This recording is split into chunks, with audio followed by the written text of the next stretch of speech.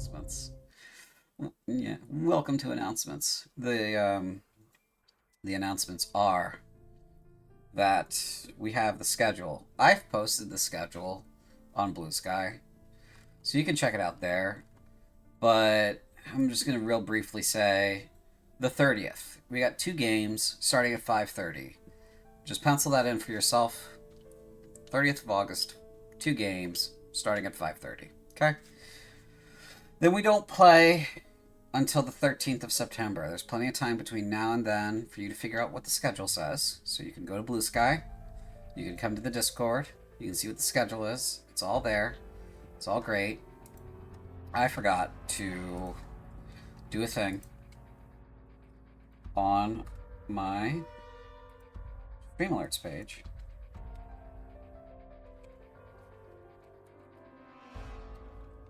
I did.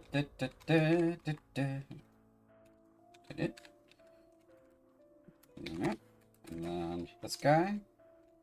Aha. There we go. And I broke it. There we go. There we go. Okay. Yeah, so we're gonna go ahead and get started now. As far as I can tell, the sound check is good, which is great.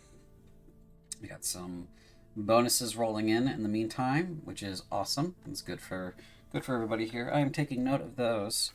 And we may do like a community challenge again at some point. Now that people are showing up and doing stuff and things. So, but all right, that's it for announcements. I got nothing else. So we're gonna go on and move into the other portion of our game, which is this part where we do introductions and such. Brian and Sin will get here when they get here. They are running just a tad behind, just a little bit late, but they have indicated that they will be here. So, that said, let's go ahead and do introductions. Anyone for introductions? I'll start it. I'll start things off this time. Okay. I'll do it. The two of... Okay. Yeah. All right, Apostate, go ahead. I haven't done it, so I'll take this. I will carry the ring to Mordor. Wow. Hi.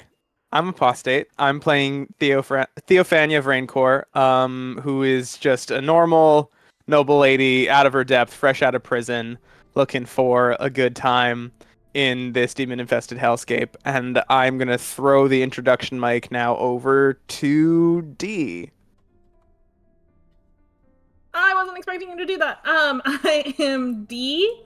I am playing Agna, who is a cleric, and if God willing, has finished her book. I can dream. Are we hot potatoing this? Lurinia. Okay. Hi, I'm Loridia, and I play the distracting Crimson Darling. She just likes to sing and dance, and she likes to dance especially on her not broken leg. Lee, here you go! Hello. My name is Lee. I am playing Dart Griffin. 7 millionth of his name. Yeah, that sounds about right. Having a normal one. Having a normal day. Just a normal, absolutely normal day. All right. Recap? Oh yeah, we are missing two people. Okay, yeah, sure. Recap. Yeah. Welcome to the recap provided tonight by the heart-stopping Crimson Darling. Last time on Kingdom of Darkness, the party faces off against over a dozen skeletons. Luckily, Hogna's turn undead takes effect, and a good number start running from the battlefield. Hosker starts decimating the skeletons with spear guardians, and we start making a huge dent in their numbers. Dart offers to use Hosker as a backpack, but Hosker says no. What's wrong with a grown man being on another grown man's back? The biggest, meanest scale up to warrior takes notice of Hosker and closes the distance as the poor priest is pelted with attacks from afar. With two mighty swings of a great axe, Hosker is felled. I never even got to see his six-pack. The party cleans up the remaining skeletons and set the sawmill on fire before heading off to find the skeleton mage. Unfortunately, it looks like it already met up with the Latro, so we abandon chase and head back to the tavern. Once there, we start to regroup and find out the mysterious woman we met might be Sabria's older, dead sister. Ah! Agna decides to opt out of social contact and reads her stolen book. Dart delivers the bad news about Hosker's death, and we all start drinking like there's no tomorrow. Theophania and Crimson start talking about comedy, and somehow the conversation turns to Agna and Theophania's not relationship. Come on, give me all the saucy details, Theophania. And that's the recap. What will happen next? Find out now on Kingdom of Darkness. Wonderful. A plus. A plus. For shits and giggles, I'm gonna give everybody a D4 of inspiration for hot potato. And for continued contributions, I'm gonna give Crimson a D6 as well. So you get a 1D4 and a 1D6 Crimson, and everybody else gets a D4 for hot potato. So. Nice. We have 2 bonuses for this session. We have a +1 bonus and we have a +2 bonus. Bonus buying is now closed for this session. Any bonuses bought beyond now will go towards Baptized in Blood. So, that being said, we were in the tavern. The Whispering Raven. And I believe it was the 5th. But let me just fix our time of day here. 8 p.m.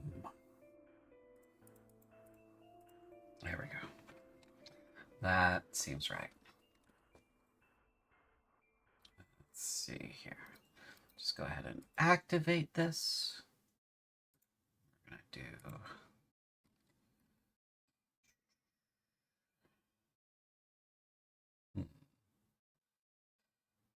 See, I don't want to go too plucky or too happy-go-lucky, because that would be out of sorts with the general tone.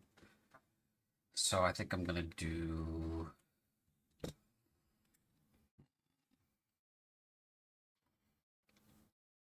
this one. Not at all concerning. Just normal things to say. Normal stuff. Normal things. You know. Yeah, that's just DM things, okay? So... Yeah, normal DM things. Normal DM things. So you all were taking shelter... Whoop! Agna's broken.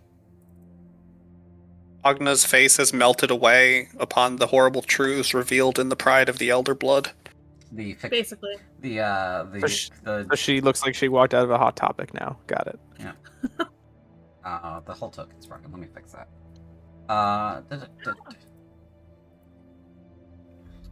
Agna disappears into the darkness. Yeah, sounds about right. Honestly, thank God, considering what I think is about to happen. What do you think is about to happen? I don't know. No. man. Don't I think feel such dark bad. thoughts. What was it, D? Nothing. I'm worried. Oh, You Why got a are real you gift for worried? manifestation. Yeah, okay. it's okay. Well, with that, the scene is now yours, ladies and gentlemen. And, it is cold outside, but you have taken warm refuge inside the Whispering Raven Inn. Crimson would like to find Dart real quick. Well, Dart's not Right hard. by the fire. Well, that's a lantern. Dart's not hard to find. All right. The fireplace is over here.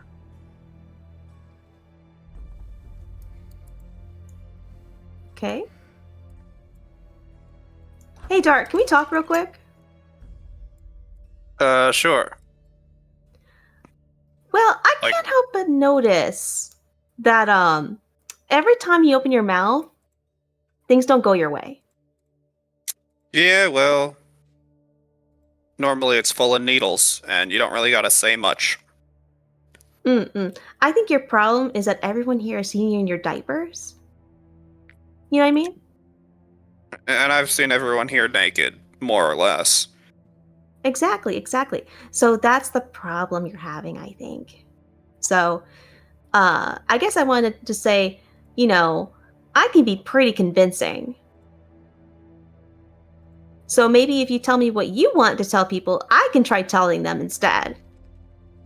That That sounds great, actually. I'll have to figure a way to communicate it beforehand, but Mm-mm. I mean, the problem is I don't even know what the hell any of us want with this meeting. What goal we're trying to work towards besides getting into the castle and getting the crown. Well, I guess we're trying to get the military, aren't we? Yeah, well, to get the crown, to get the military, we need to clear out the ghosts and demons at the fort. To clear out the ghosts, at least, we need, hypothetically, the Duchess to give the order. In order to prove that she's the Duchess, we need the three elements of the regalia. We got two: the ring, the sword. We need the crown that Orogonoi is wearing. So, wherever Orogonoi fell, if no one's picked it up, that's where the crown's going to be. And since he died in the castle, we presume it's there. Makes sense, makes sense.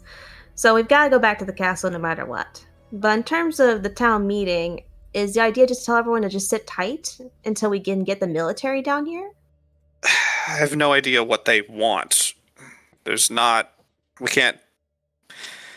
Most of the people here wouldn't survive a trip through the mountains or through the Scaraptica.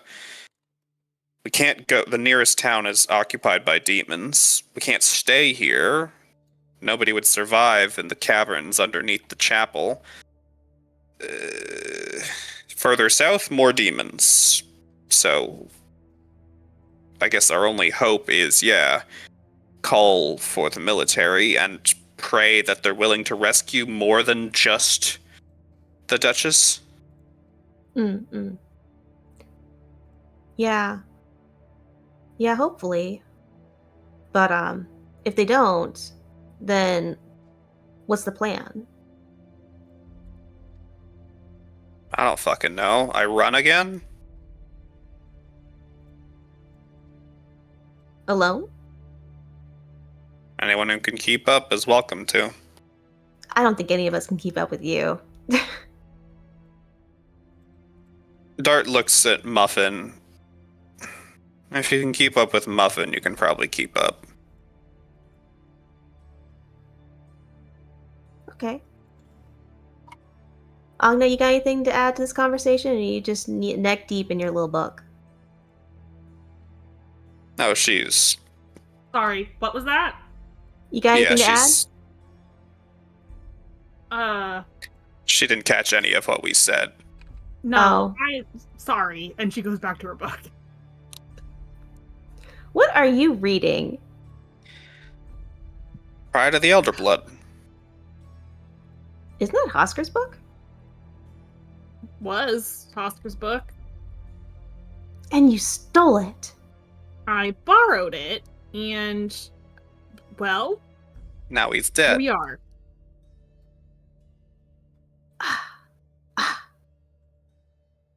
So, is anything good happening in there, or is it just a lot of like, so sad, so dramatic, Where have I gotten to in the book, CJ? You are past the first chapter, which is the only one that has any, like, religious merit. Sure, the rest of it's just kind of schlock. Yeah, the rest of it's schlock. So you're picking up some kind of, like, sweeping story of a vampiric plague,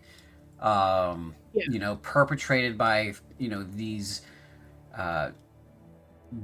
dark vampiric figures of legend, that are the Van Cressa, which kind of gives a little bit of, like, chill to the name. The peasants are scared, people are missing, all that kind of stuff. There's a guy whose name is Urjal, who lives in the village of Tinhurst, who is, he's odd, that's sort of a little bit like a cautionary kind of tale of people that are, like, wealthy. That's what your academic mind is picking up. It's like, be careful of the people who are very wealthy, and the people who roll in those circles is what you're picking up. But it's starting to get to be a very creepy story that has a lot of overlap of, like, the stuff that has happened in villages and towns in this era where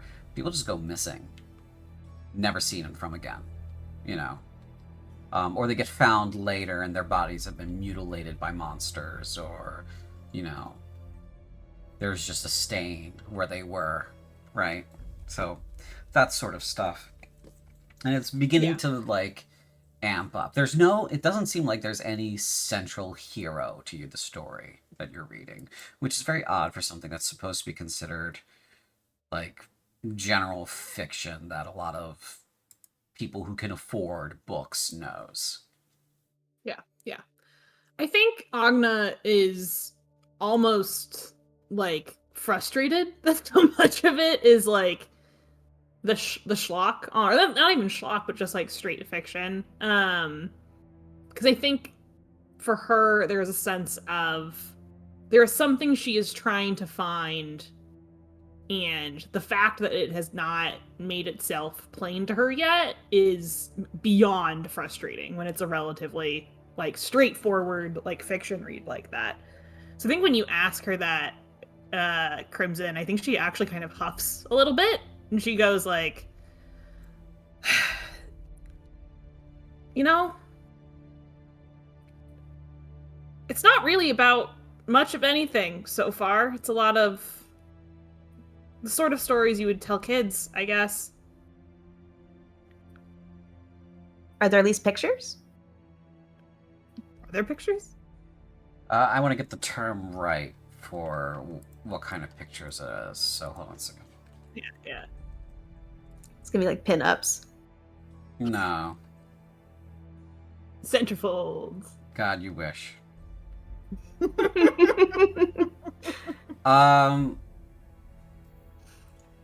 They're more like lithographs or like that sort of thing. Yeah.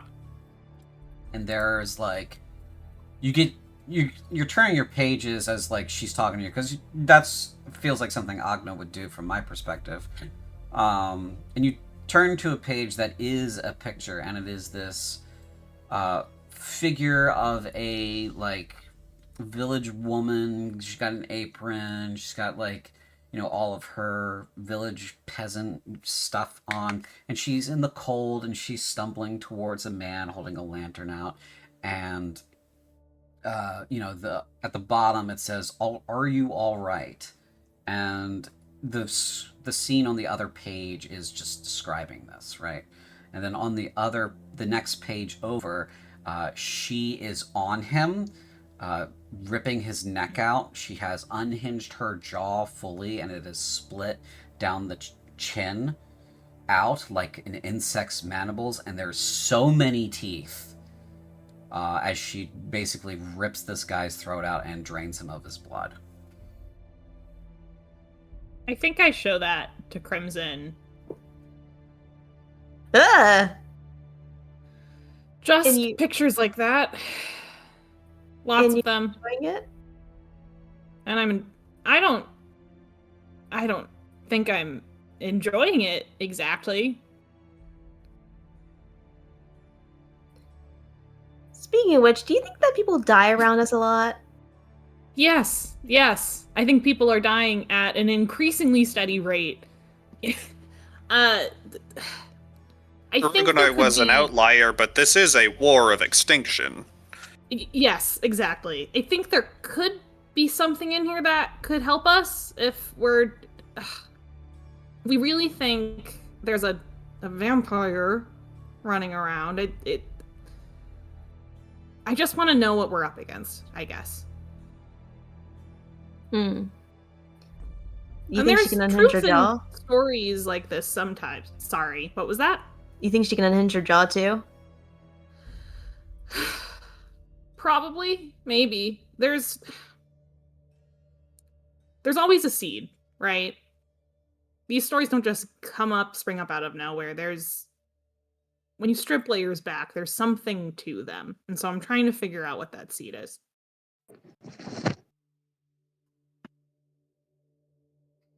Okay. Well, hopefully you find all your seeds, but I think we should all have a very, very real conversation about why people die around us. and maybe talk about what we can do better to keep people from dying around us. Oh, you mean the priest? Yeah, and Hadrian. Right, Hadrian. You're right that we should figure out what we're doing next.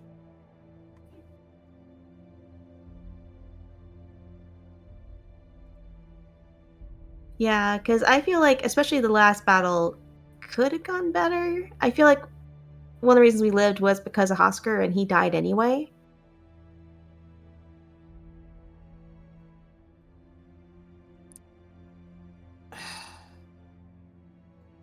People die out here, Crimson. They don't have to.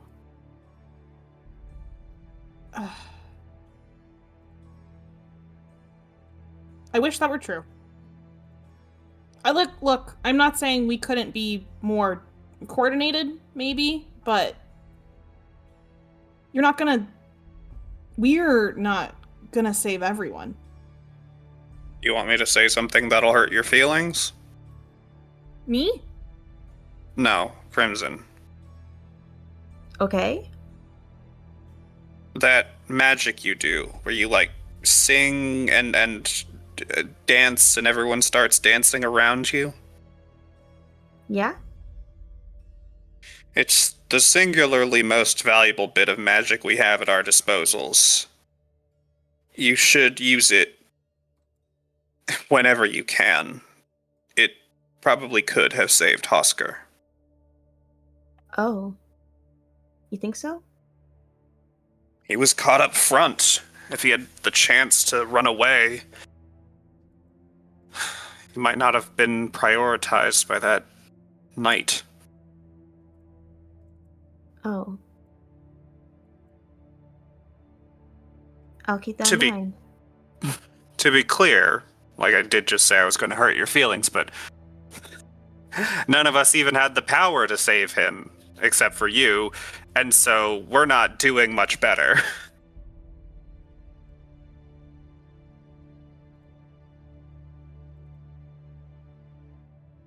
Being useful is a curse. I don't really think of Ogden- myself as that useful, though. You got us out from under the castle. Anyone could have done that. No, that magic you do specifically got us out.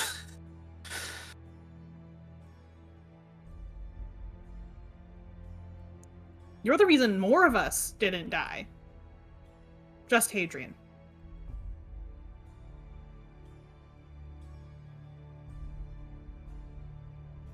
We're squishy. We're frail little meat sacks ripe for the Latro to bite. Our only shot is to dance around them and not get hit. Okay. So I should keep making everyone sing and dance. Yeah, basically. Okay. I don't know how much I don't know fuck all about tactics. What I've just overheard nobles talking about, and most of the times they're just bragging and don't actually know shit. But positioning of troops is what fucked us the first time. What won the demons Brescia.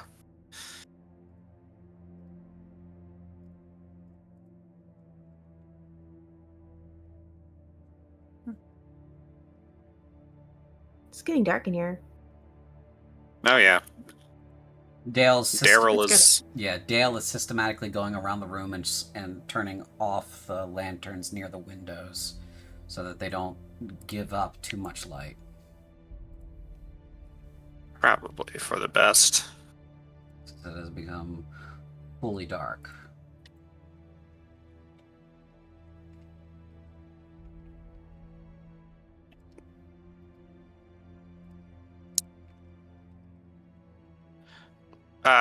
Actually, point of order from last week.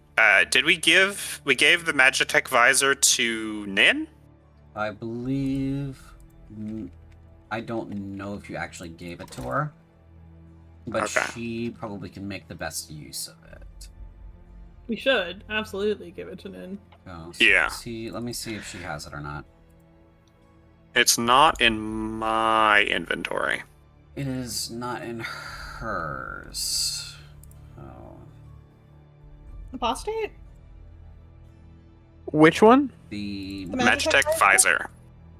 Oh yeah, that's in mine. Fair. I can give it over. I wanted to give it over anyway. Okay, fair. That was my intent this time. and have a nice scene together. Brian, welcome to the game. Hello. Hello. Glad to see you. Thank you. You too. Yep. The half the party is over here in the corner around the dog, discussing things. But over here we have the Spindle Shanks and Theophania moment that's happening with Layla, who is blasted. She's blasted.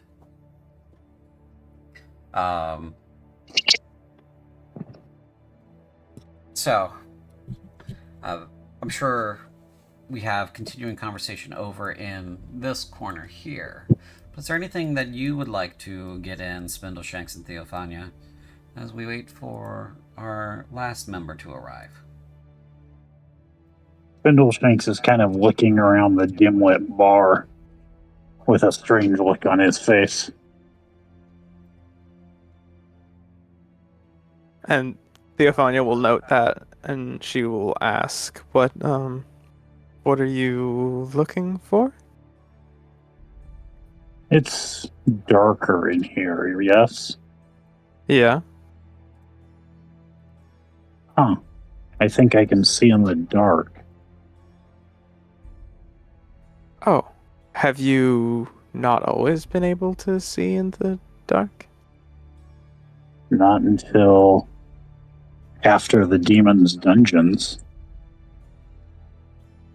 Did they experiment on you like they did with the girl? I don't think so. I mean, I heard a lot of whispering, especially at night, and I listened. Huh. Was it just their ordinary demon whispering, or was it stranger? It didn't sound like the little ones. It was sort of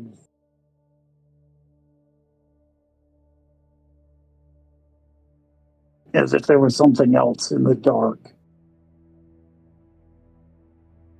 speaking to me.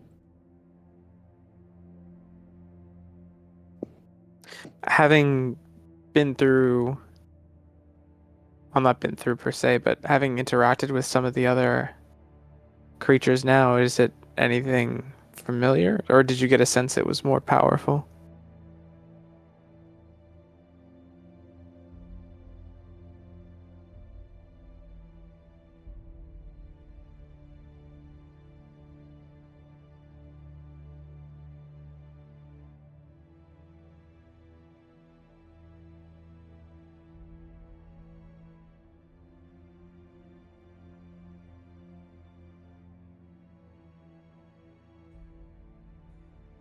Oh, Brian, did we lose you? Yeah, did we lose you, Brian? We might have lost him for a second. Hello. No. I see Sin has just sat down, so maybe there was a distraction. Nice. In a moment, repeat your question. Apostate. Yeah. Summoning. Are we doing the ba ba da ba ba ba ba da ba ba? Is that what we're doing? What? Summoning? What? Yeah. Okay. Fine. Just me. All right. That's okay. What You're is all that? less on. You're all less online than me. You should feel good about that. It should warm your hearts because you're living better I than don't I know am. what the fuck that means, but okay. I'll take it. Go for Brian? There we go. There we go. Okay. There we Yeah. Passe, go ahead and repeat your question for from Theophania to Spindleshanks. Yeah, Theophania says, do you think it was some other sort of demon that we've encountered before, or was it more powerful? I don't know. It talked to me. It told me things. It taught me things. It taught you things.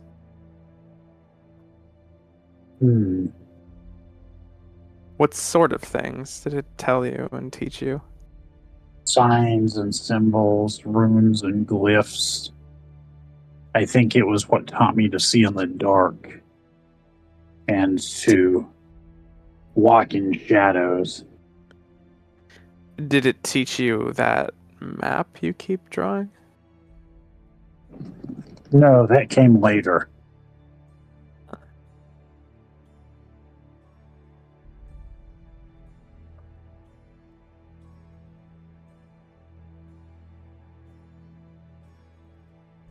Well,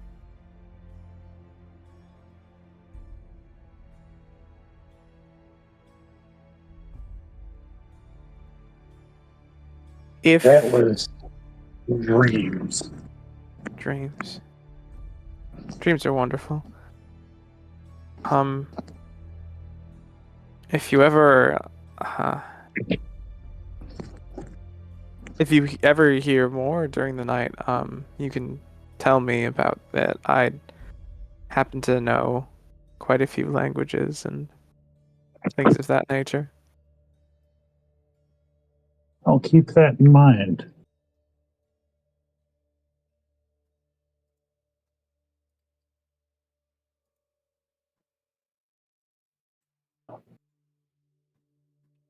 Sort of nods to her.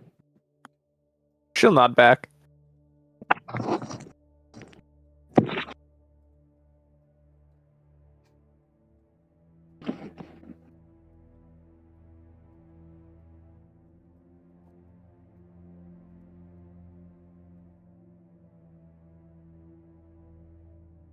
Then he's going to reach over and grab a bottle and pour a big glass of booze. Yeah, Layla doesn't stop you. I don't think she can stop anything right now. No, she can't stop anything right now. Layla's practically on the floor. She is using the bar for physical support.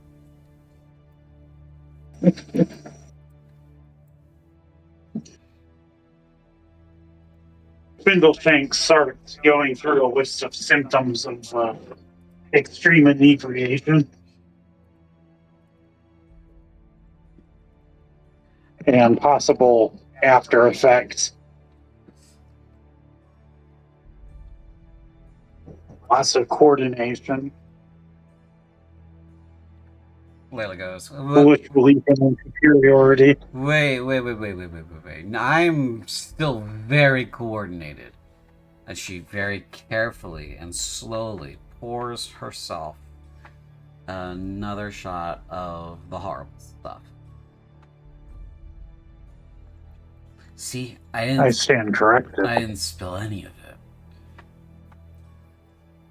She downs the shot and then looks uncomfortable for a second. And then she leans more upon the bar. Hey, I'm okay. I'm good.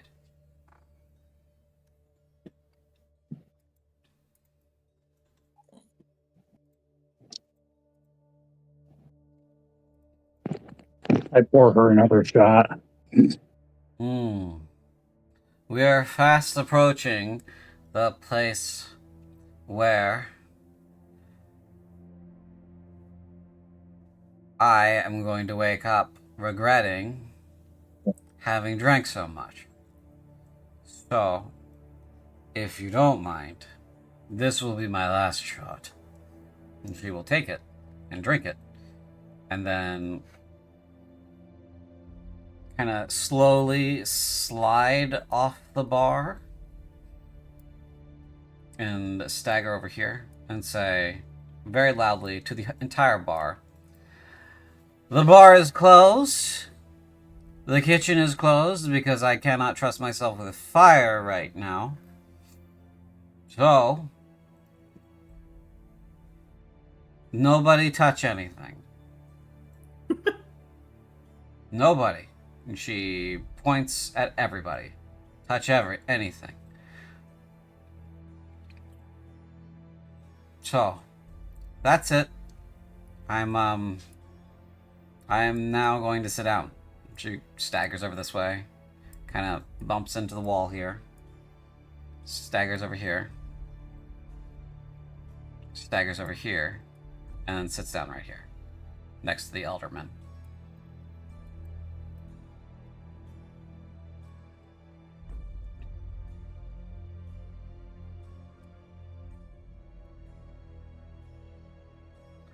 Cynthia, welcome, welcome, welcome.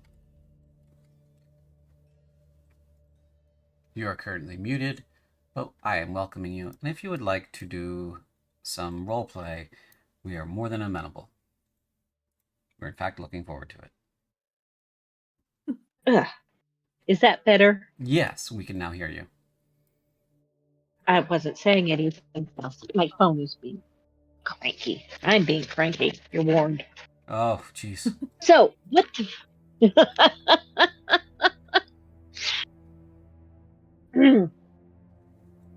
So we have Spindle Shank Folofania. And Theophania.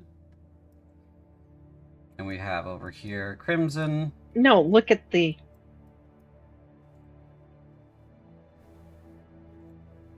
Where's Sabria? She went up to bed at some point last session. Oh, Okay. This might have been after you needed to leave. All right.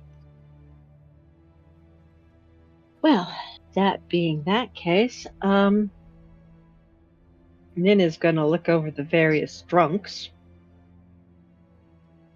assume they're having a very good time, and take herself up to bed because she is hurt Sure. and tired, and she needs to check on Sabria. I assume this is the staircase I need. Yep. It should have given you a prompt. Before she does, let me move the little thingy. Theophania wants to catch up with Nin real quick. Yes. When we last spoke, you seemed... Well, I mean, there was the whole thing about... Are you more sure about what's real and what isn't? No. All right. And she rummages in her bag and she pulls out the visor. She hands it to Nin. And she says, This might help. At least it'll help in the dark. What is it? Oh, it's a trying to initiate the trade thing, but I'm not sure how. It's a visor. It will let you see in the dark. That would be helpful. Mm-hmm. Where Bottom did you left find is it? request trade. I see. I'm unstoppable.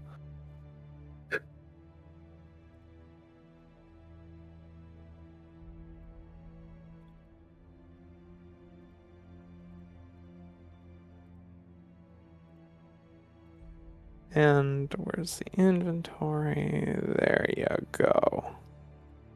Come on, go there. Go there. Go there. It's there. Okay. Okay, it's there? Yeah, I see it. And it's there in the list. You guys both just have to approve it, I think.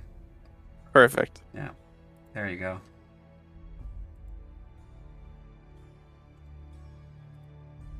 Excellent. And she Thank says, you. No, of course. I know you also talked about I mean, it does seem a bit like a story to run into what we ran into, but you seemed like you knew more. More what? About the vampire? I know stories. I know legends. I know what my people talked about once. What did they talk about? Monsters that move in the night, that would steal your soul. Heads that wandered without bodies.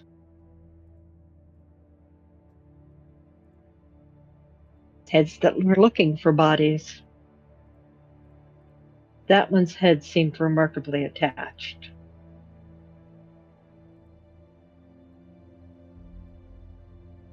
Yes, it did. What do you know about the darkness that walks? That is quite the name. I haven't heard those stories that you've talked about, but I've heard other ones. Well, you're not a nonce either. It's true. But I think the difference being I suppose if we hadn't been invaded by demons and I hadn't spent quite some time in that nightmare, then I wouldn't have paid it any more mind. I think here they're more just stories. Hmm. But it was just too close. She was too close to just dismiss as a story. A word of advice. All Hmm. stories, no matter how wild they may seem, have a kernel of truth in them.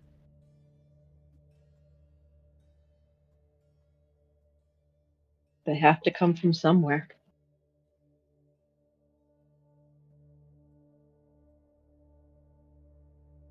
Now, if you will excuse me, I am very tired and I am hurt, and I would like to go to bed. Of course, yes. Dream well. Heh, that is not a compliment.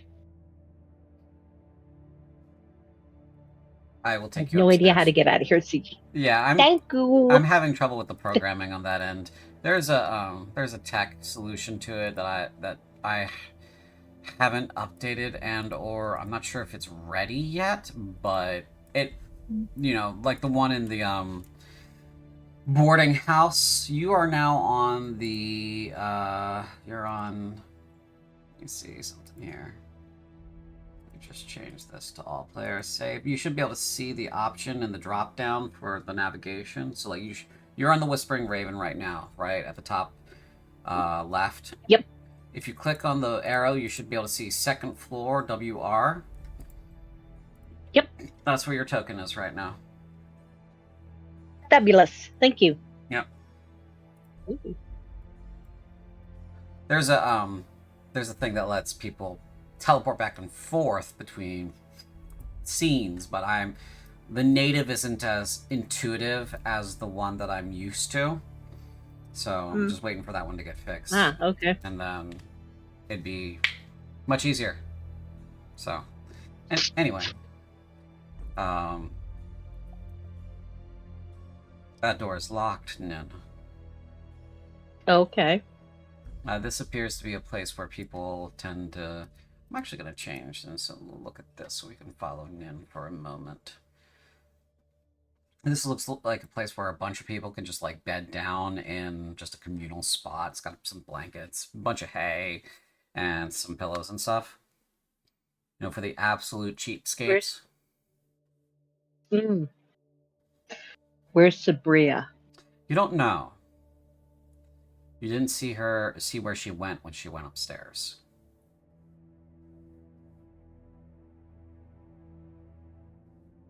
You were distracted by the drunken antics of your friends. Or perhaps just allies. Allies seems reasonable.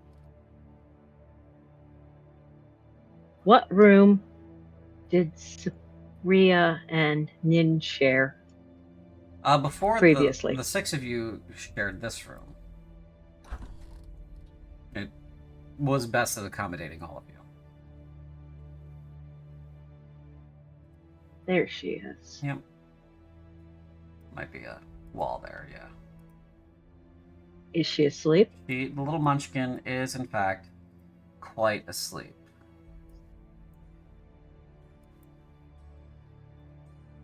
Good. As I fix these walls.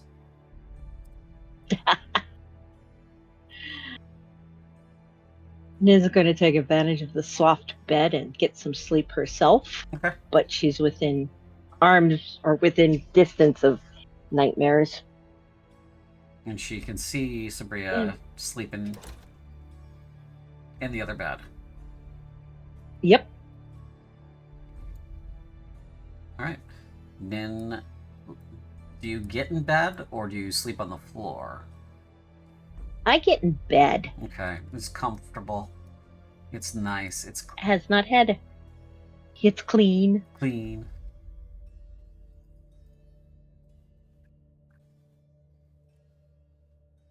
Alright. Haven't had one of those in a while. Yeah. Does she fall asleep right away, or is she more of a stares at the wall until exhaustion takes her type? Stare at the ceiling until exhaustion takes her. Okay, so I will leave you alone until the long rest is actually rolled. But you may, if you would like, return back to the other page, and I will toggle that so everyone can see that as well. So I'll activate it and I'll move everybody back. There it is. There is no token that gives you this. So I can see nothing. You can see nothing. You will be able to see it on the stream if you would like to see, but use your imagination. You remember what the bar looks like and where everybody generally was. So. Yep. Yep. So Nin has gone up to bed. The scene is pretty much everyone else's. Whoever wants to continue.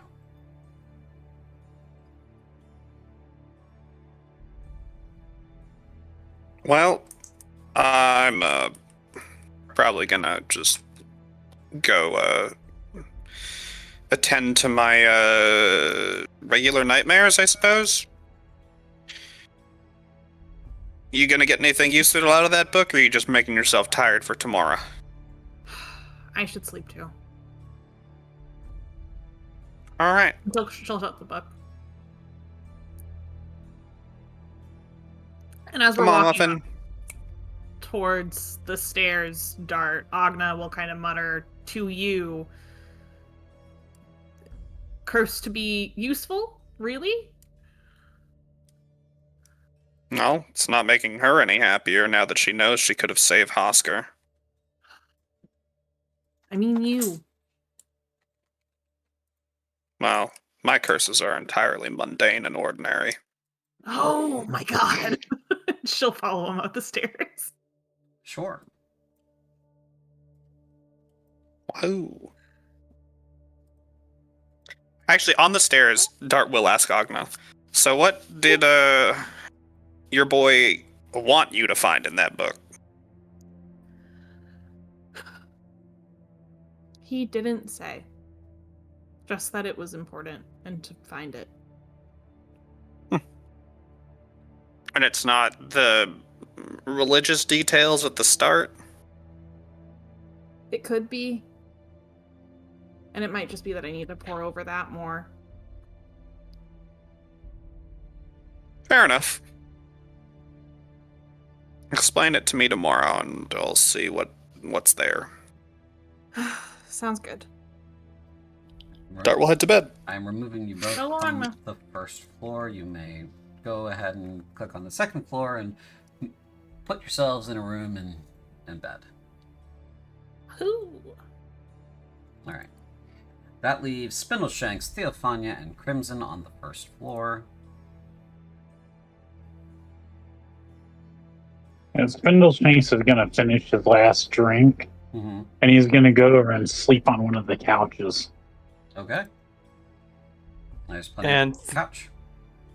And Yeah. Theophania is going to go to her rest as well after drinking that lovely sleepy time tea. Okay. And you're heading upstairs. Dart will ask Muffin to sit by the edge of Sabria's bed just to make sure. Work.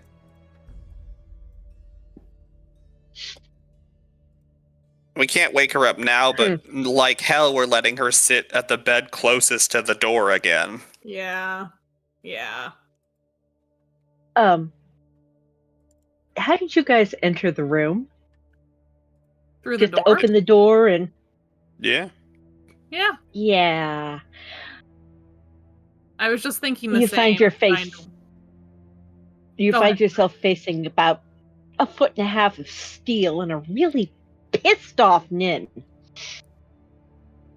All right, this is our room too. Don't wake anybody up about it.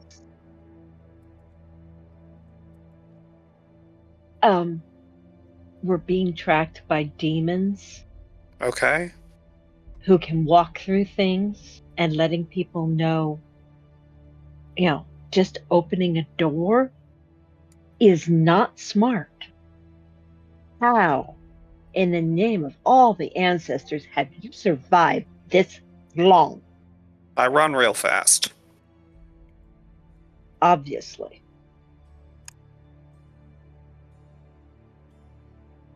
Well, it's more useful than whatever the fuck you do. I'm going to bed. I believe Theophania and Crimson are heading upstairs as well. Yes? Agna sort of gives Nin an apologetic look and scuffles off to bed. Theophania also going to bed, for the record. So is Crimson. Okay. So all that is left on the first floor is Spindleshanks taking a big ol' sleep. And on the second floor, just go ahead and fucking activate the second floor again. There we go.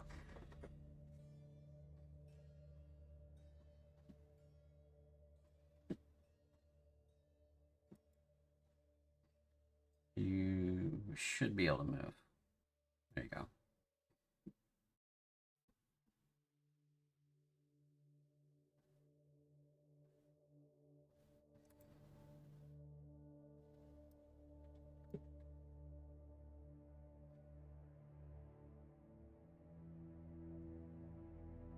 Put me upstairs.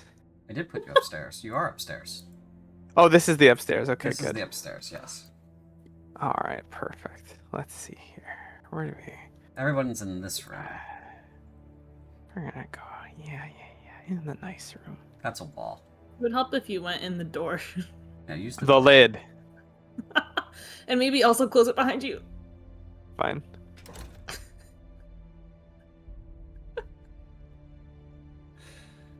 There we go. Okay.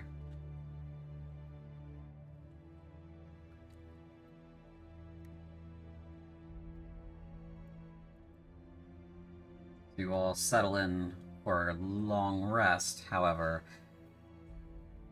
it is still night and it is still dangerous. So let's go ahead and see what happens.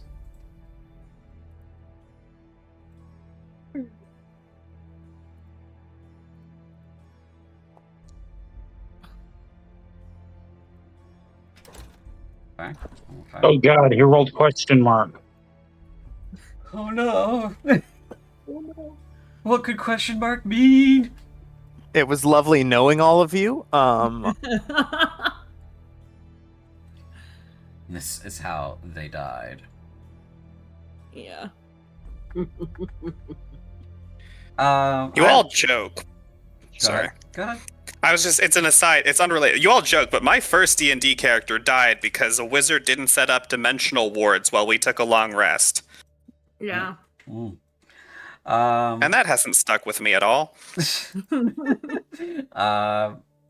So, as for who here is a person that goes directly to sleep, or are all of you insomniacs? I think I've already You know put what? on I'll that buck one. the trend. Dart, as terrified as he is of nightmares, is going to try to get to sleep immediately. Okay. Wait, Spindlefank sleeps the sleep of the clear conscience. Of course, because he doesn't have one to bother him. Exactly. So he's out. Dart, I think from the emotional toll and physical toll you've taken this day, I think you fall asleep fairly quickly. Fair to say? Lovely. Yep. All right. What about Theophania, Agna, and Crimson? I know Nin's awake.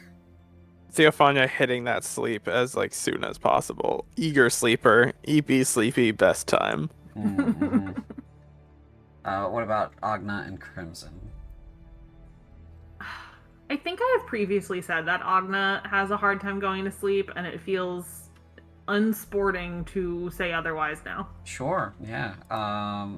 Let's go ahead and make a Constitution saving throw for me. Great. Secret DC. Oh, secret DC? Okay, Secret yeah. DC. Can I give her guidance on this? Yeah. If you're trying No? to, if you're trying to resist it, yeah. Because this is something that takes a while, so. Yeah. Ooh. Blech. Despite Oh, no. her most avid efforts to stay as awake as possible for as long as possible, she does, in fact, fall asleep quite early. Good. Yes. Sorry, just trying to bump the music a little bit for this particular song. Stream. And then Crimson, what kind of sleeper is she? Normally she'd fall asleep right away, but I think the thing about her being the reason why Oscar died is going to keep her up a little bit. All right. Let's see here. For you, I'd like a wisdom saving throw. Okay. Yep. Let's see. Wisdom saving throw. Wisdom saving throw. Okay. You are going to be up for a while. Now it is just a straight roll. Contested, though, between you and Nin is to see who falls asleep first. So, Nin, go ahead and roll a d20 for me, and Crimson, go ahead and roll me a d20. Just a straight d20? Yeah. Okay.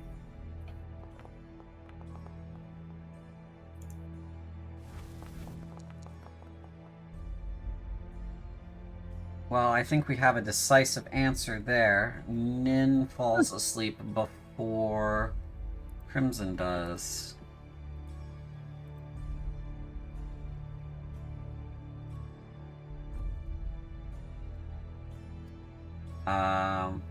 Let's see.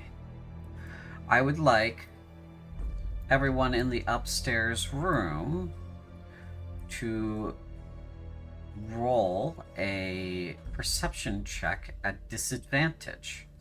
Oh, God. Would Muffin be rolling this as well? Muffin is also rolling this at disadvantage because she's asleep. Ah, Muffin maxing. Given her keen senses, she's at normal. Yes, she may roll a normal roll. Do you have control of her or no? I do not. Okay. I will roll her perception check for her. Does that include, I think, as a high elf, I get advantage on perception checks if, let me see, what was it again? Elven senses, advantage on sight and hearing based perception checks. Yes, you do. I want Yours would be a normal roll then. Okay. everybody. I rolled a 1 and an 8. We are so back. We're cooking. The cosmic fine, balance let's- is restored. Okay. All right. Let's see.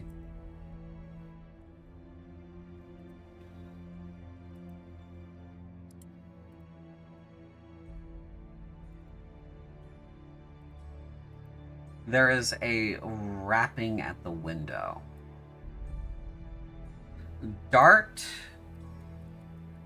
and Muffin and Nin and Agna, you all hear it, and it wakes you. Wonderful. Yes.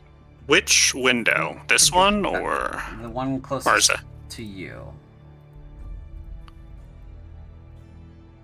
Dart will peer out, look around. Okay. As you take a look outside the window, you swear you saw a figure, kind of in the shadows of it, leap away from it, land in the snow, and go running off. Are there marks in the snow? No, there are no marks in the snow.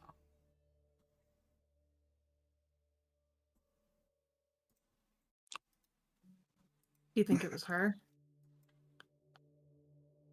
I don't know. Do vampires leave tracks? Not if they don't want to, I would assume. Not if they're just heads. No. Yeah. Are they floating? Or it could have been a shadow. Muffin is hiding under Sabria's bed. Fair. I think Dart is going to grab a blanket, pillow, honestly, a mattress, quietly as he can, drag him over here, and coax Muffin out and sleep next to her. Okay.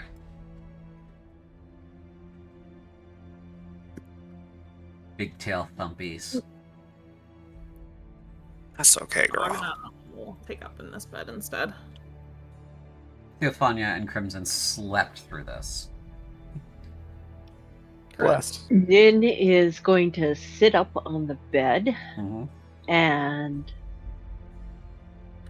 have her sword across her lap, and somebody's got to watch for a while because obviously there's more things going on than we want to know about.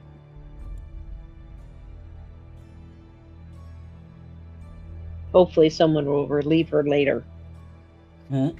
If you stay up for the first 2 hours, I can, or so, I can take the back half. I can do that. That would be nice. Thank you. Sure. Okay. Perception check for Nin while everybody else tries to get some more sleep. With or without at advantage or disadvantage? No modifiers. Or just normal? Normal. Yeah. Okay. Ah, It's quite quiet. The tavern is eerily quiet.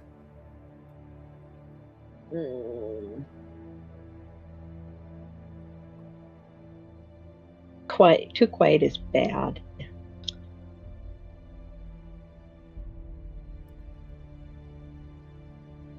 She is gonna fuss with this thing that Theophania gave her. Sure. Yeah, it's it's not a pair of goggles. It looks like it's got like two buttons on the top of it. It is a sort of like the visor of a armet or something like that, just cut away from the rest of it. So it looks sort of like that. It's got a big strap that you can like fit over your head, and there's red glass that is in the eye slit. And there's like two little like sort of push kind of things that you can like push up and down on the side of it. Okay. He's going to experiment with it while she's staying awake and see Okay. what it does. And Yeah. You put it on. and as you fiddle with the buttons and such, the room is what it looks like right now. And then after playing with the buttons, you realize, oh, this one turns it on, and it's kind of like it hums just a little bit. But you can see in the dark with it. But the vision is reddish. Like a, kind of like a medium dark red. This is rather awesome. Just adjust your This is- token for it.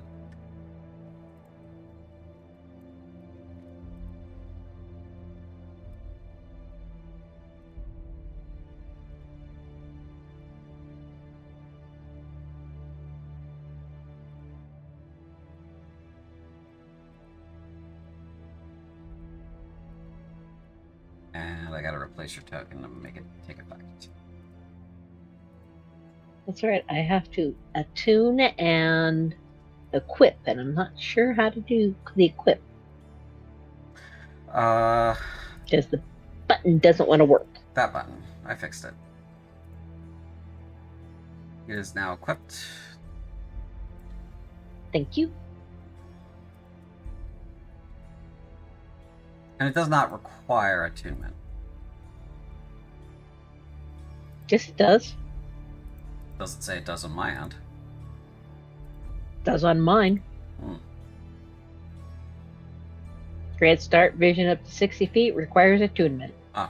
Oh, yes, it does. There it is. Yes, you are now attuned to this item. Congratulations. Thank you. Hooray. So that's what she does while she's staying awake. I assume this takes a while. Figuring out what it does is the attunement process. It takes you like an hour and a half to get down the reflex actions of turning it on and turning it off. It gives you sort of like Okay. a reddish dark vision that is out to 60 feet. So you can see everything in this room perfectly fine. All right.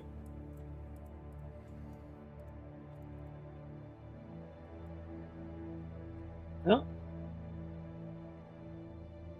Nin is going to wake up Agna and take her long rest, Okay. which she is in dire need of. Okay, and then goes to sleep and Agna wakes.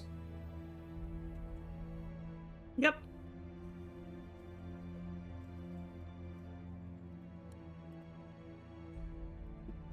She'll sort of shake herself off, groggy, when Nin passes it over.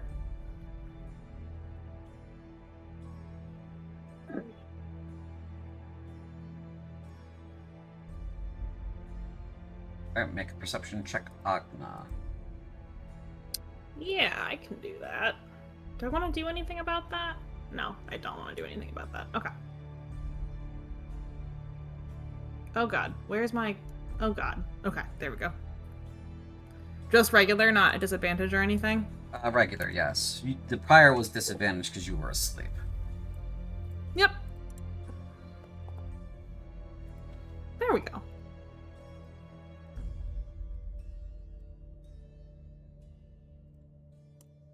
Okay, 23. You do not hear or see anything out of the ordinary. Oh, Jesus. Okay. Everything seems fine.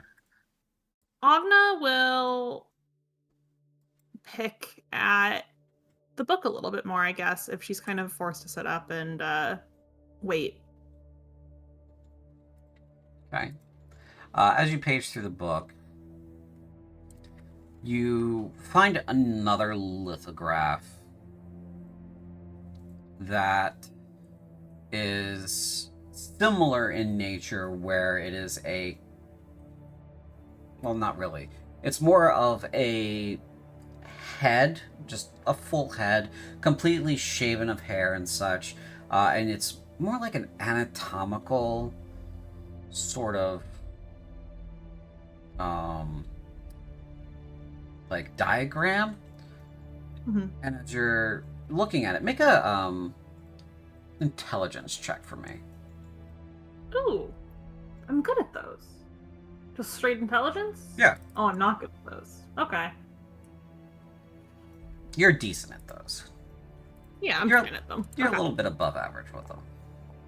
Yeah. Yeah, 16. Okay. Yeah, there we go. So it's sort of like the Vitruvian Man, where it's just like, oh, this is like the range of, etc., right? Except it's just this head, and then you have that like unhinged mandible thing down on one corner, showing like like a whole sort of empty throat that kind of looks like it's for just drinking vast quantities of something. There is a snake-like kind of appendage that comes out from that throat in another like overlay of that ends in teeth. And there's like a note on the side of it that says like 1.5 meters. And then there's another one where like there's this long protrusion that comes from where the the front plate of your face, just under the nose, where your teeth meet your maxilla. There's just like this long spike-like protrusion that comes out, and a thin version of that big long snake-like thing that goes inside of a person. So there's like these different like head shapes to what it says are vampires in like their true shape, or in their like most depraved feral state. And then there's just like the regular human head, where it's just the mouth open and the sharp fangs coming out that say, and the like the little title under that, which is the more classical depiction of a vampire and what most people think of. And this one says, higher vampire underneath it. Oh, I forgot one. There's also one where like the mouth fully opens up and kind of splits the head a little bit more into more like a lamprey's mouth. I don't know if it's worse that you had these canned and ready to go, or if look what I had previously thought, which was you making stuff up because I was pressing on it. Fascinating. Okay. So I get the sense from the captions then that these are not like a progression. It's like different types or different imaginings of what could be. You're getting the understanding that there's an order of things. There's a strata. And this makes sense to you because there's also a strata to all life forms on Valgas. Humans being above like beasts and such because there's the sapients, right? And then above that, elves like to put themselves right above humans and, the various other sapient races, right? But above them for sure are like demons and angels. Yeah. And then above them are their gods and such.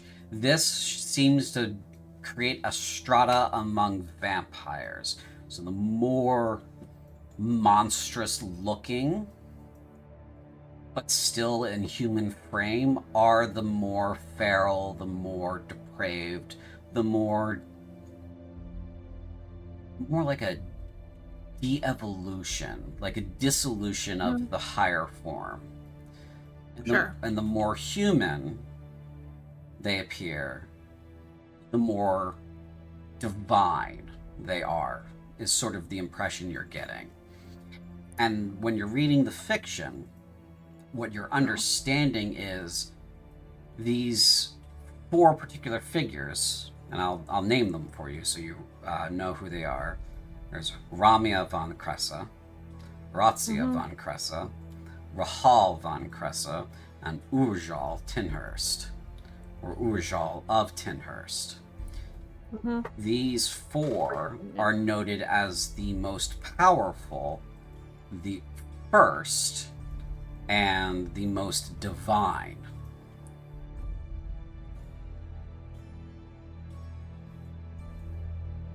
Interesting. How keen do you think Agna is on current events? Ooh, Agna. If if Agna thought she could cut and run, she might just cut and run. You know what I mean? Like, Agna is not keen on current events, but I think the idea of a real vampire being here is a little alluring to her. And what does that mean? And why is she here? And what knowledge does she carry? And I think that's always the tension at play with her, right? Is like curiosity killed the cat. And Agna's better sense is to cut and run. But there's something about this where she can't quite look away. Sure, yeah. Do you think she's aware of broadly what's been happening in Krunth? I think broadly. Okay. I want you to roll me a history check. Yeah. Oh, I'm good at those. Excellent, excellent, excellent. Ooh, very good. Well, yeah. You remember a name now that you're looking at these stories, you're reading this, and you remember a name that comes to you. Baldric Kane. Baldric Kane. Baldric Kane, you remember this particular missive. It crossed your desk at one point. Baldric Kane had been successful in infiltrating Kelley ahead of the Corinthians and had turned them to the cause. Infiltrated Kelley, which is a city-state in the north, or in the middle of the country, western Scaraptica. If you need, converted them to the cause. My cause?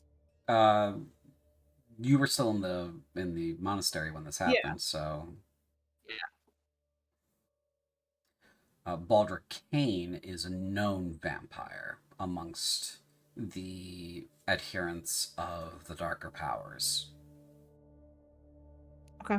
So you were reminded of this man, and you know there's at least one.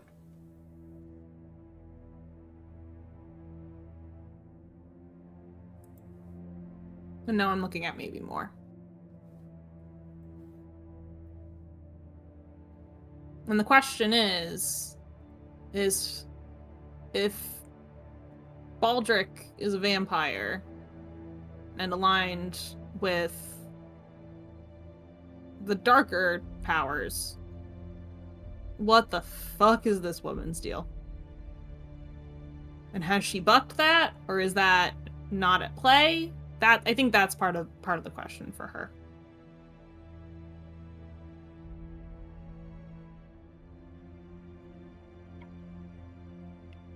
Mysteries abound. Yeah. No, I'm not looking for an answer. Oh, I'm I just know. thinking out loud. You may all roll your long rests. Oh, thank God. As Ingrievable. dawn approaches.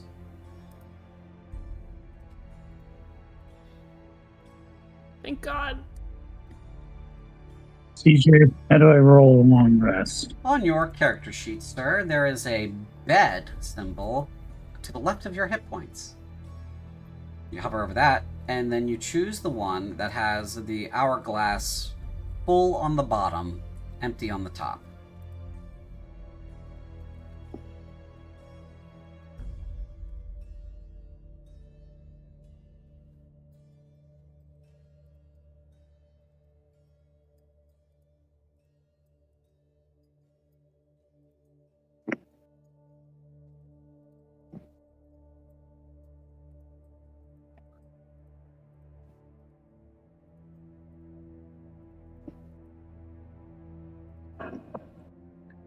Agna is concentrating on Shield of Faith anymore. No, she is not. It's been a minute, so. It's been a hot minute, yeah.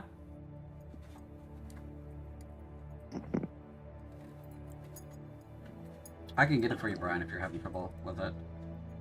Yeah, I can't find it. I can't even find my hit points. Your hit points are below your portrait. Oh, okay. There we go. Yep. Part of it's cropped off. Yeah. Okay. You all may wake in whatever order you feel is appropriate, but Sabria's up! She gets up, she stretches, hops out of bed, gets some clothes on, zooms around Dart and Muffin. Noom. I think that wakes up Dart. Yeah. All right. Let's put our bed back and get to. Come on, Muffin. Let's get something to eat. Just gonna throw everybody I'll wake up Nin. by the stairs. Yes. We'll all wake up. 1, 2, 3, Breakfast time. 1, 2, 3, 4, 5, 6, 7. 1, 2, 3, 4, 5, 6, 7. Yep. Alright. And I'm just gonna go ahead and move all of you to the first floor.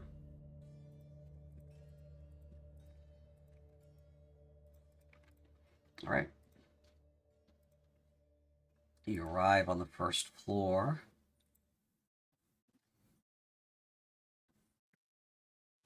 Dale is still asleep on the couch. Layla comes out. She has a look on her face like she's regretting the morning, and she puts a big pot on a steel sort of stand and grabs some bowls from under the bar and starts filling them. It is the tavern slop. Gotta love tavern slop. Gotta love tavern slop.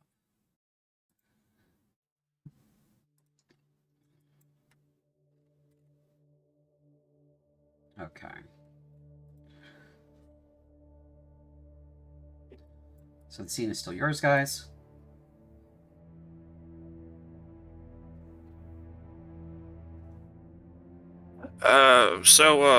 Alderman, when you calling this meeting to order? He looks around and he goes, well, I think we're waiting for Mr. Deber still. But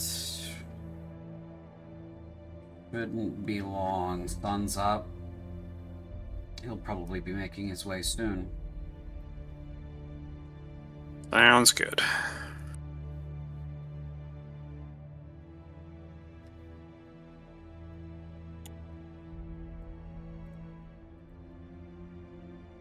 Layla, do you have some tea? I can brew you some tea, yes. I'd love to brew you some tea. And she goes to get the tea stuff. Do you need tea? I need tea as well. She comes out and pours you and her a cup. Thank you. Mm-hmm.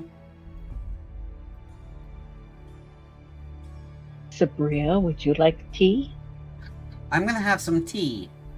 And Layla pours her some tea.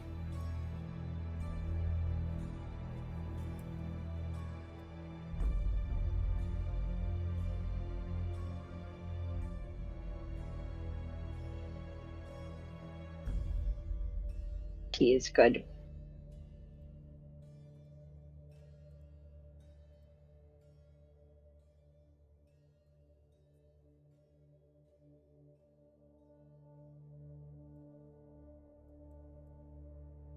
Agna will also begrudgingly take a cup of tea.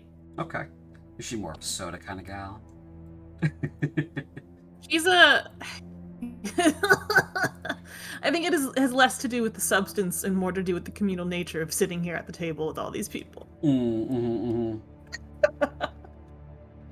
Yes, you receive some tea.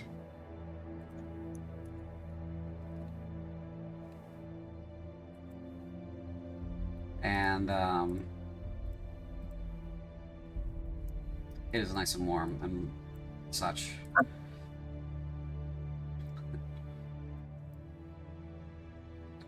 There's a knock at the front door over here. Dale is fast asleep. Bart will approach, peek through one of the windows as I'm walking over. Sure, yeah. Make a perception check for me.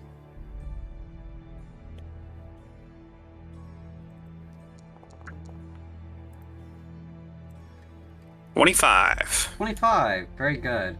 As you look out the window, you see Mortimer Dever. So you were Okay. expecting him. There's a woman out there with him. Not someone you've seen before. She's got red hair. I gotta replace his token, because that shouldn't be happening on his token.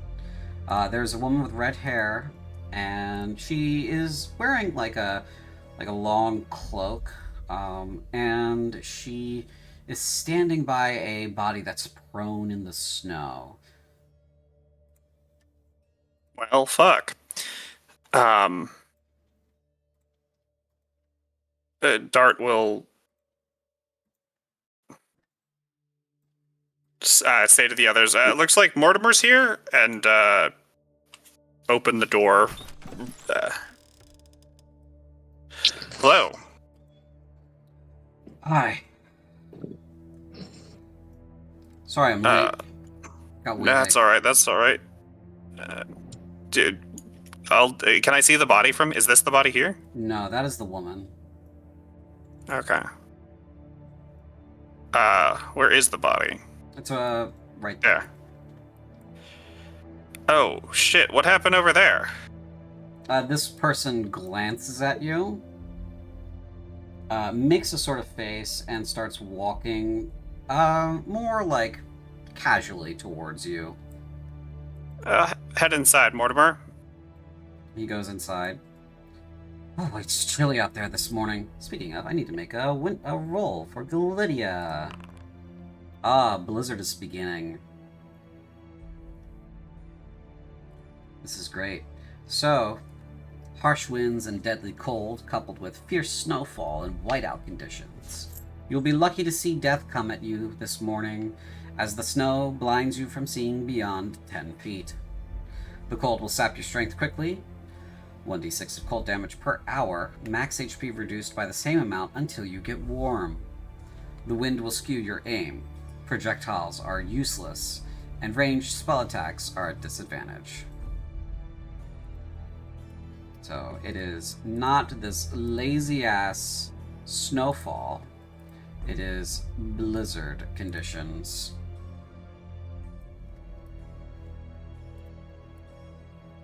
This person approaches the door and stands in front of you, Dart.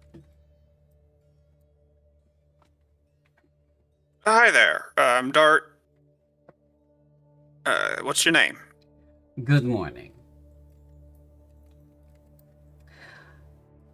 My name is Ruby. If you don't mind, I'd like to get out of the fucking cold.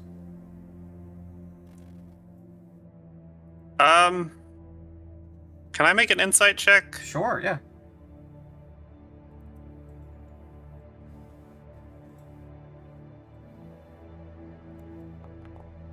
$14. Nope. Is she? Go ahead. I guess is she cold? Is she cold? She's got this Yeah. thick cloak. I have a more apt description of her, I think. Okay, go for it. Let's see, somewhere around here. Nope, I lost it somewhere. Great. She's about, I want to say 5'6", and sort of a athletic kind of build, average build in general. Got slightly pale skin, so easily Corinthian. Her hair is red, sort of like a burnt orange kind of color, and she sort of has the bearing of someone who's noble. She's got this thick cloak lined in fur around her.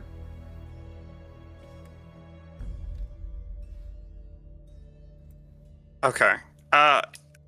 That pale skin, is there a flush from the cold? There doesn't appear to be one at the moment. Dart's gonna close the door. She just says, "How fucking rude!" She opens the door and steps inside.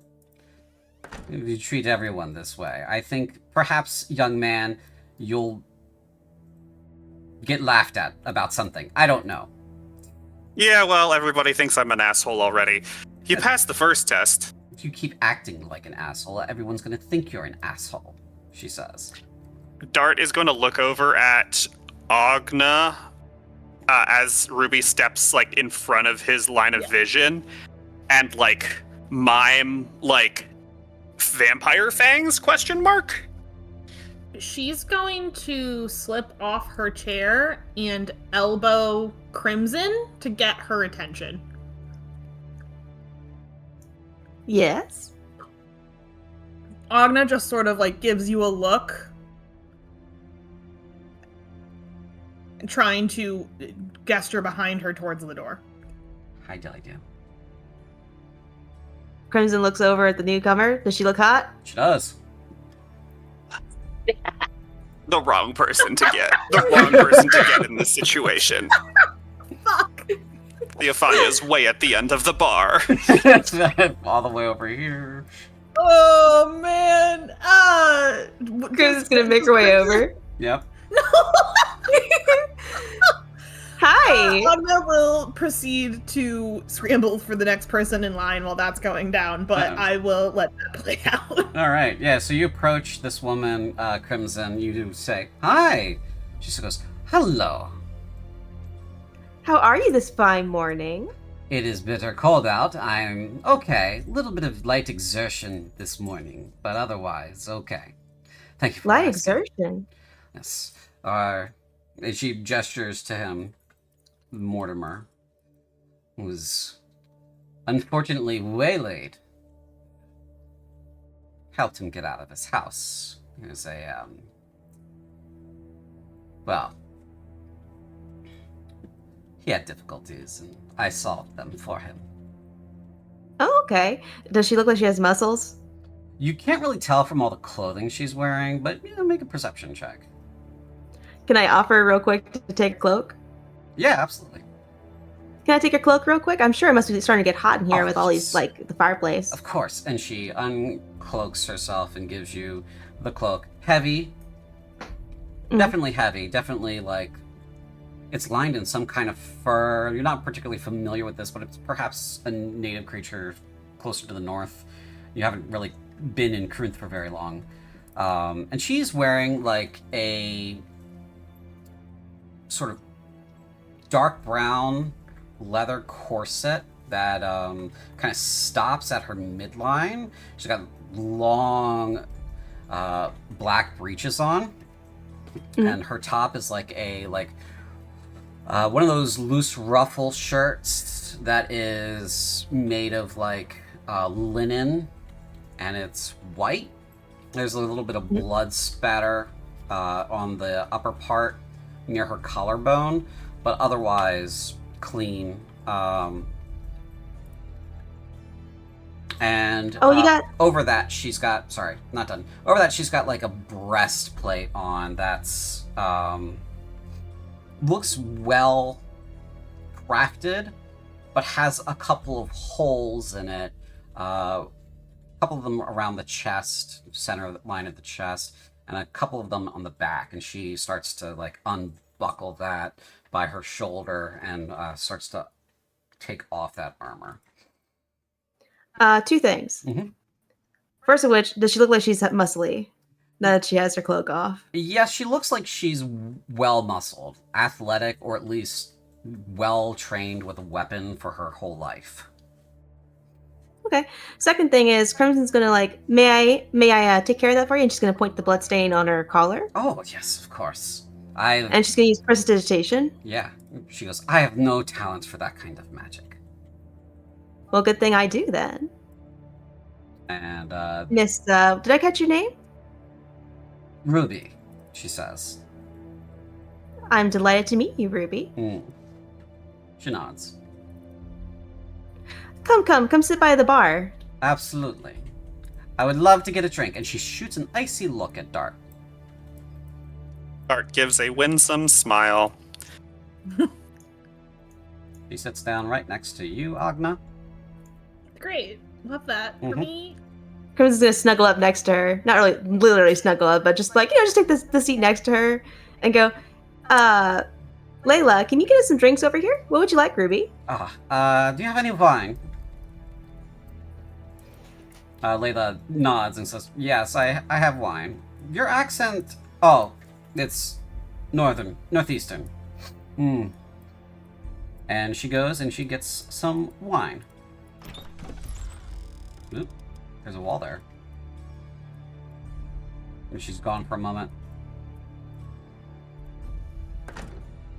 She brings the wine bottle, puts it on the bar, grabs a glass and starts pouring. She's, oh no, leave the bottle. It's fine.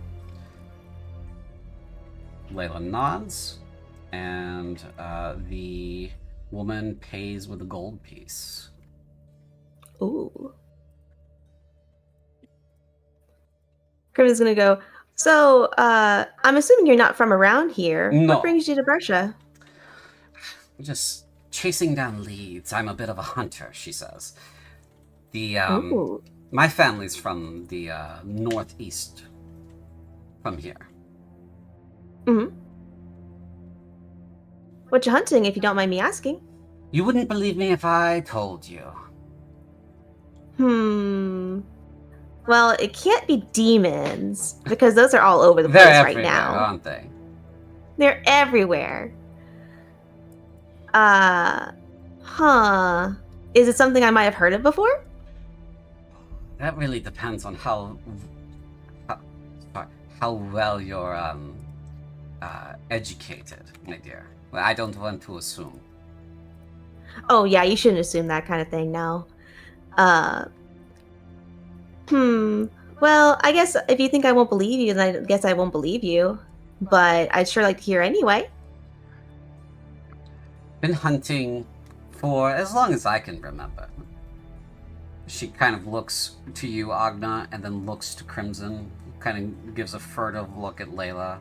He looks at everybody down the bar. Shoots another... Agna is fully trying not to make eye contact with her. Yeah. Agna is trying to pretend she has not noticed this woman sit down. And kind of looks back at Dart and winks at him and goes, been hunting vampires. Really? Mm-hmm. And you think there's a vampire out here? Oh, there's one outside right now. That the body in the snow? Yes, she's dead. I've beheaded and excised her heart. Well, I guess your hunt's over then. No, they're like weeds. Pluck one out of the ground, and there's 10 more, and another one comes back the season after. Oh, is that what we laid the man you came in with? Oh, yes. They were knocking at his windows last night. I saw the beasts scurrying about as I was coming into town. Oh, that's creepy. Caught up with one of them. So how do you know if someone's a vampire? Now, there are ways. The lack of redness in the cheeks on a cold winter's day? Well, for many things, that would be a tell. Could also be a tell for a vampire, yes.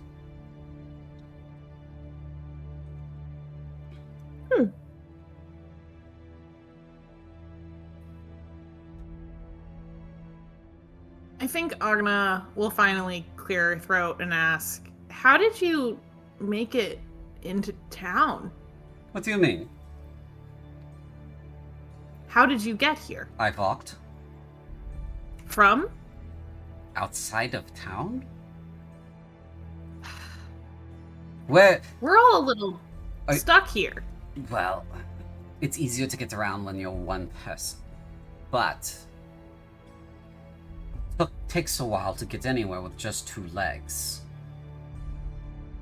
Hellcourt's a And you mess. came from Hellcorth. By way of, yes. And you're alone? Mm-hmm. Well, I wasn't alone this morning because that gentleman over there, Mortimer, nice man, was my gentlemanly escort for the morning, but was alone until I reached Brescia. And you didn't run into any issues between Hellcorth and Brescia? So many bugs, but that's a few bugs, she says. I see. I suppose I should apologize for my rudeness earlier. I would be immeasurably grateful if you could tell us how far the bugs have extended or moved into the Severina Woods. Swarm is voracious. I, again, am one person. They were all along the road, though. Had they reached the fork towards Innersford? Not quite that far, but their picket extends close. I see.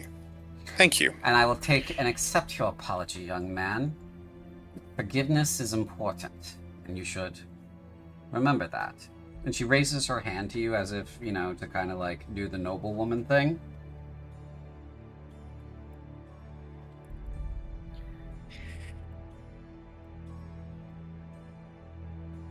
Oh, you don't My- have to. will- I'm teasing, she says, and she waves you off. Right. My, a gentlewoman and a strong woman. Is there anything you aren't, Mad Dayer?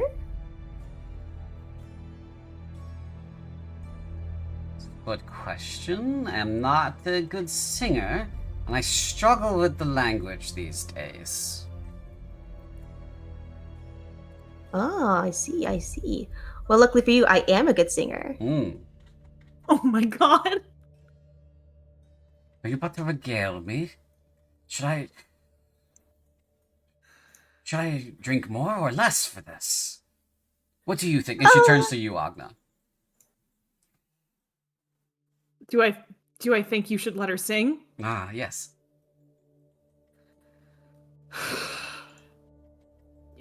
Yeah. That's a good idea. And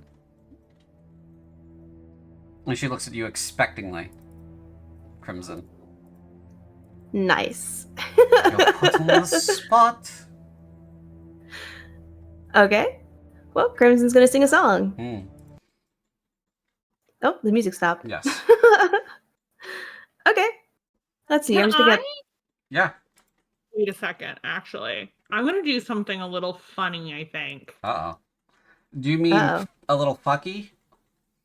A little funny. Oh, okay. I think I want to, if I can get away with it. See, when you start sentences like that. I would like to cast enhance ability, I think, on Crimson. Sure.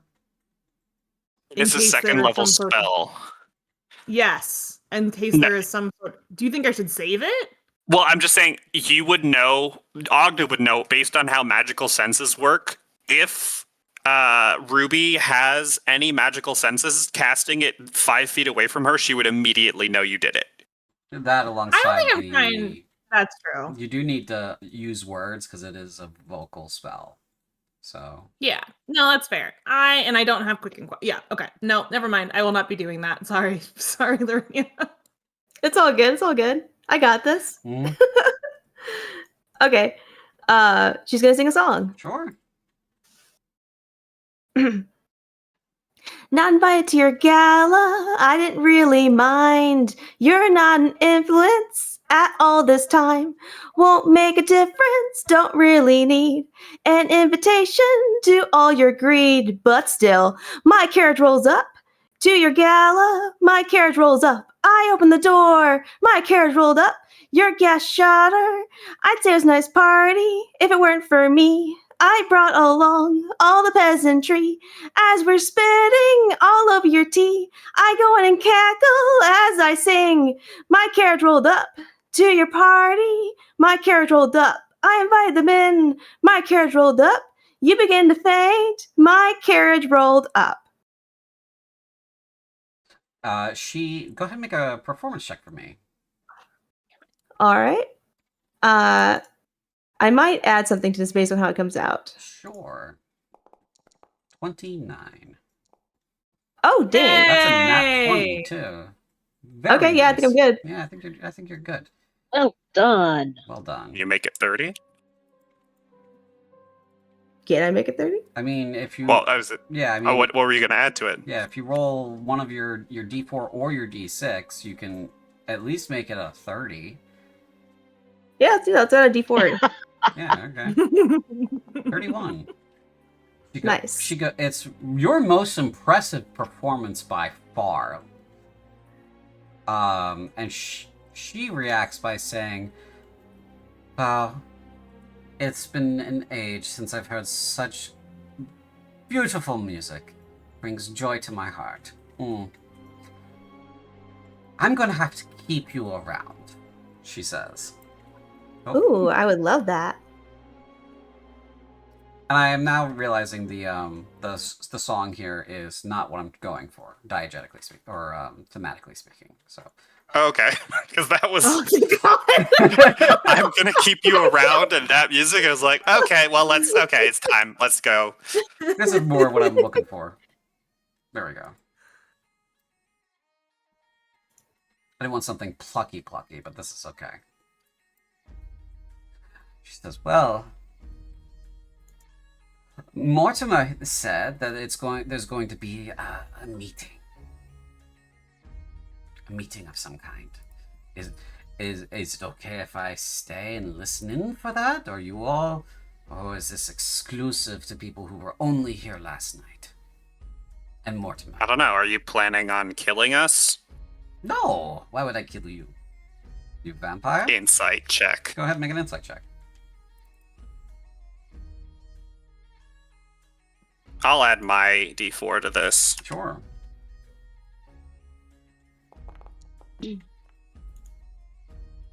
13.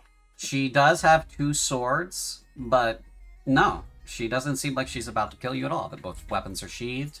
Her hands are not full of any weapon whatsoever. And she has no apparent hostility towards you. Hey, CJ. Yeah. Spindleshanks has finished his breakfast, and he's going to go outside and dissect the vampire corpse. Sure. Oh, nice. Yeah, go ahead. Hell yeah. So you go outside, Spindleshanks. Open the door. Yeah. It is fucking cold and blustery out there. You get out into the wind and snow. The sun has not quite fully crested the hills. But I'm gonna go. Does the inn have kind of a porch? it does not. But you can get close to the building and get some cover. I will do so. Okay, you bring Drag the body. Yeah, you bring the body closer to the building, and you get some, and then you notice, oh, the head's missing, and then you go back to the bank where where the body was, and you find the head, and it is disturbing. The part of the head, like the top left half, has been cut clean off. That part's gone. The mouth has been broken up and unhinged, much like, the Predator or something like that. And it's got this long, like, snaking sort of tongue thing that ends in teeth and this tongue thing is like 1.5 meters long.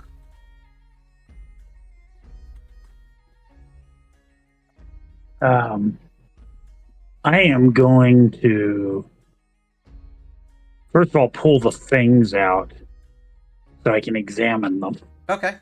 Yeah, you do you want to pull out the ones that are for like attaching the long snake-like appendage, the tongue, quote unquote, or do you want to pull out like the ones that are for like grabbing onto the prey, the big mandible ones? So can I tell, does this thing use its tongue to drink blood? It appears that way. Okay, then I'll pull the ones out of its tongue. Okay, yeah, you start with those. You can go ahead and make a medicine check and cut apart and dissect this thing as much as you'd like. Give me a good roll here. All right, 14. There's a little bit of butchery to what you're doing. You're not really sure what some of the stuff inside is when you're cutting through it. Some of it looks like it should be there. You know, it's human, and the rest of it doesn't quite look human, but you're not sure what it does. Are the teeth sharp? Just the teeth in general? The teeth are in general sharp. Like every tooth in this creature's mouth is pointy, slightly curved, and very sharp. I'm going to try to pull them all out. Okay. Give me a dexterity check for me.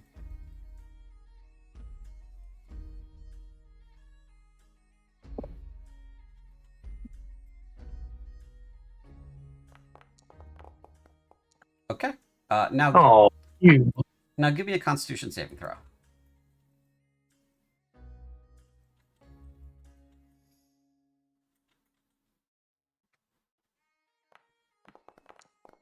Pretty good. Okay, you accidentally like touch the point of one of them with your finger, and your whole hand goes numb. I'm going to jerk my hand back, sort of shake it. Takes it like a full minute to regain feeling. Oh, this is now I really want those teeth. I'm going to try to pull them all as carefully as I can. Sure, yeah. And put them in a bag of some sort. Yeah, you collect as many as you can, but you're realizing many of them are hollow.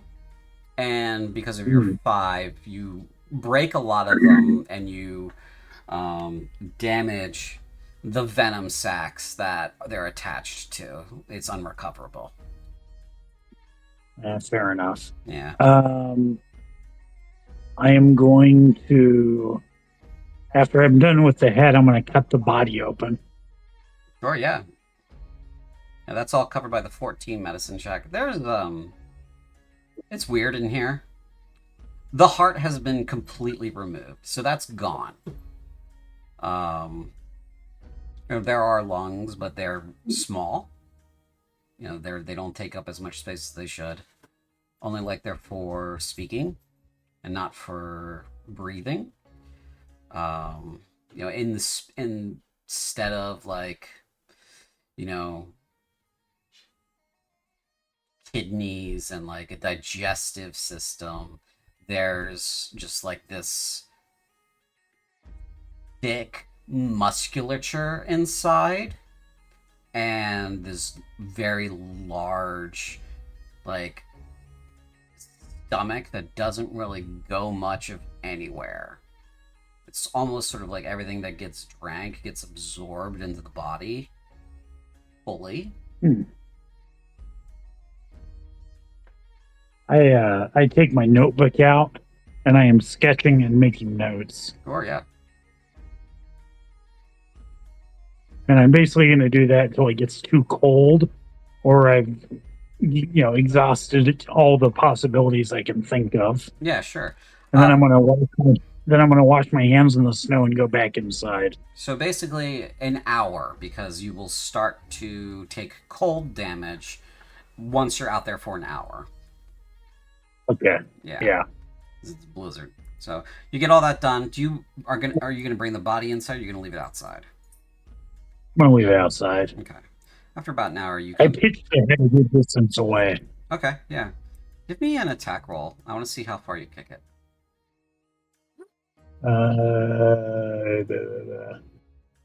What would that be? Just a dexterity check. Add your proficiency modifier. It's more for can you make contact well versus how good your swing is. Ooh. 5. Yeah. No, I can't. You kick My it. feet are cold. Your feet are cold. It's too windy. It kind of like splorches into the snow over here, rolls a little bit, and then starts to get covered up by blizzard snow. Good enough, right? Yeah. Yeah, all right. Exactly. Yeah, I'm going back inside. You head back inside. Getting something hot. Close the door. Dale wakes up. What the fuck? Oh. Okay. Oh, he lays back down. Night watch is hard. You approach the group. Fiddleshanks is gonna have a long talk with Ruby. I tell Ruby that I would very much like to get her notes on vampires. She says, "Oh, of course, darling. We will speak long hours about it when, you know, joviality and town meeting aren't happening. And for some reason, oh, that's because you went down 5 feet. Get back up here. I'm not allowed to clip the floor dart. Just when town meeting and joviality aren't more pressing concerns. What was your name, sir? Spindleshanks. Spindleshanks. Well, your legs aren't very spindly. So, perhaps other reason for this nickname, or It was a childhood nickname. well, you shouldn't retain a nickname from childhood. Everyone is a little bit gangly, not Well, proportioned well, you know? my parents never really gave me a name. Oh, My father called me Spindleshanks after he broke my legs, and hmm. they grew back bent. I see. Fathers, right? Bit of a pain in the ass. True. In the end, though, he contributed greatly to medical science. Okay, I think you and a friend of mine would get along very well. Science. Exciting. I get some hot wine. Sure, yeah. While... anything else? You want to do Spindleshanks?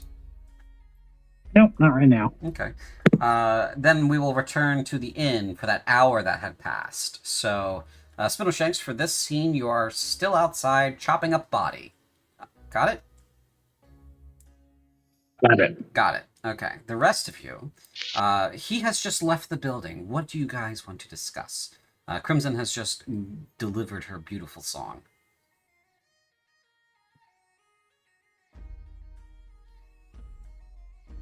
I think what Agna wants to ask Ruby is, well,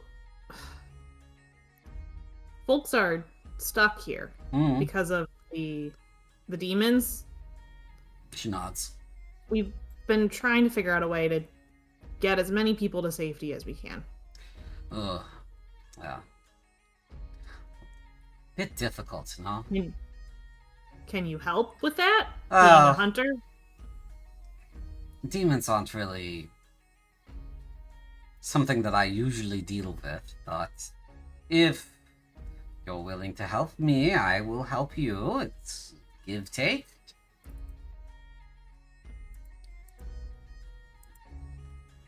Theophania. I don't. Oh, sorry. No, I just didn't quite hear you, CJ. I was, if you're willing to help me, I'm willing to help you, but, you know, give and take. What are you asking me to do? Not to take on an entire legion, yes? No. You were gonna ask Theophania something? I think when she talks about give and take, Dart will I guess like move over to Theophania and say, "Do you think she's one of them? Slash, want to tell her about the this noblewoman from the other day?" Oh, no, I don't. No, I don't want to do that. Should I tell her about it so that we give her something so she's willing to help us? Or do you Help think us. What she's... the? What? She, I don't really know the first thing about this woman.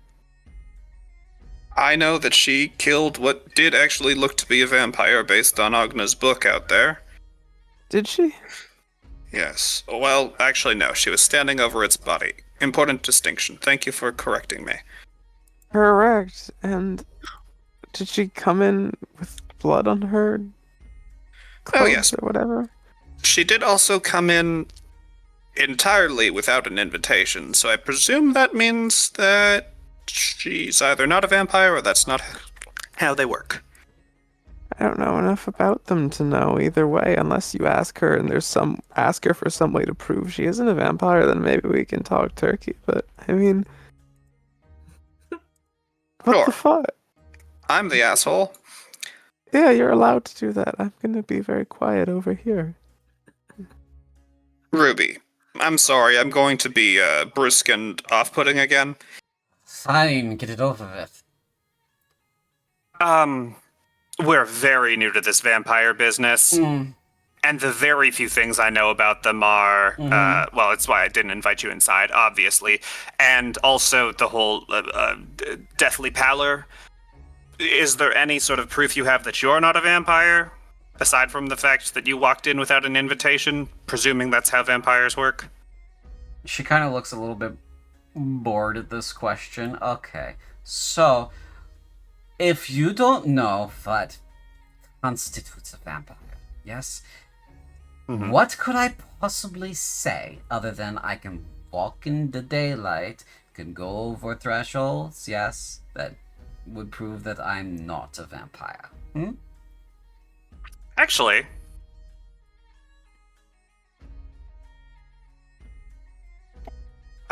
Agna, Yeah.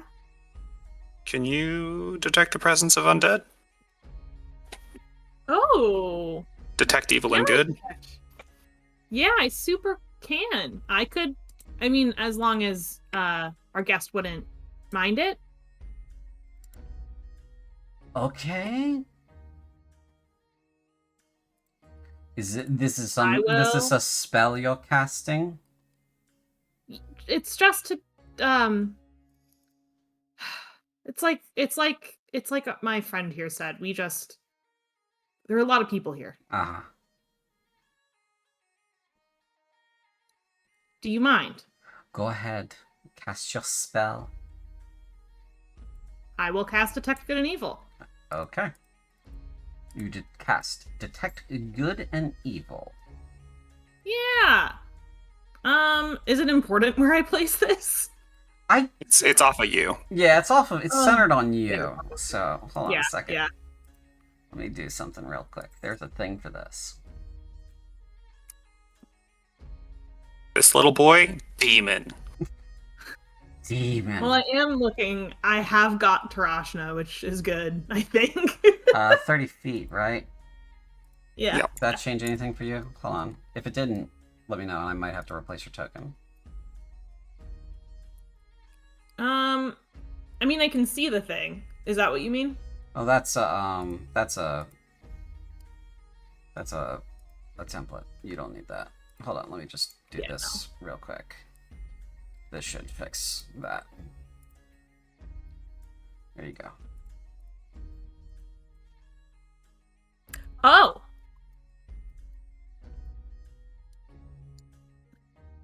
Do I know what that means? She is definitely giving off energy that is not normal is a terrible word for it. That is not Ordinary? Ordinary, I suppose.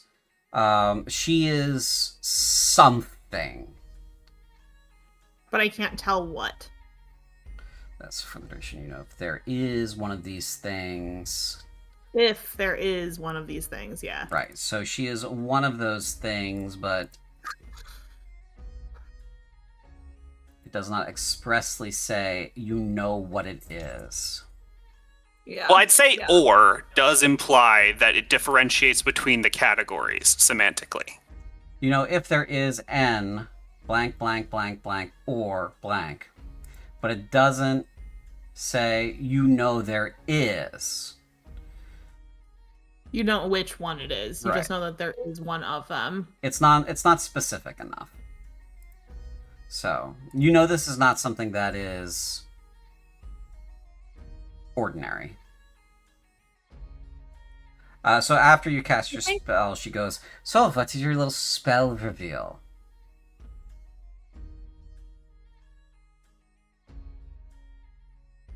What are you exactly? Okay, so this stupid conversation that I don't have very often. No one needs to scream or freak out. I haven't attacked anyone. I don't plan on attacking anyone unless I'm attacked first. She points all the way down the bar. She goes, okay. So, where do I start? Are you holding the book? I think she has it in her bag. Okay. I don't think she has it out with her right now, no. Okay. She goes,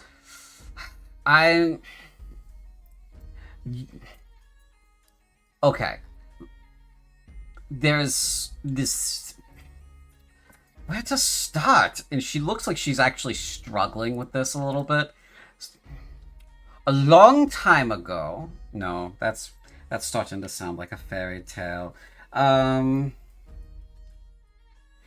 guess you could say I'm more divine than I am human, she says.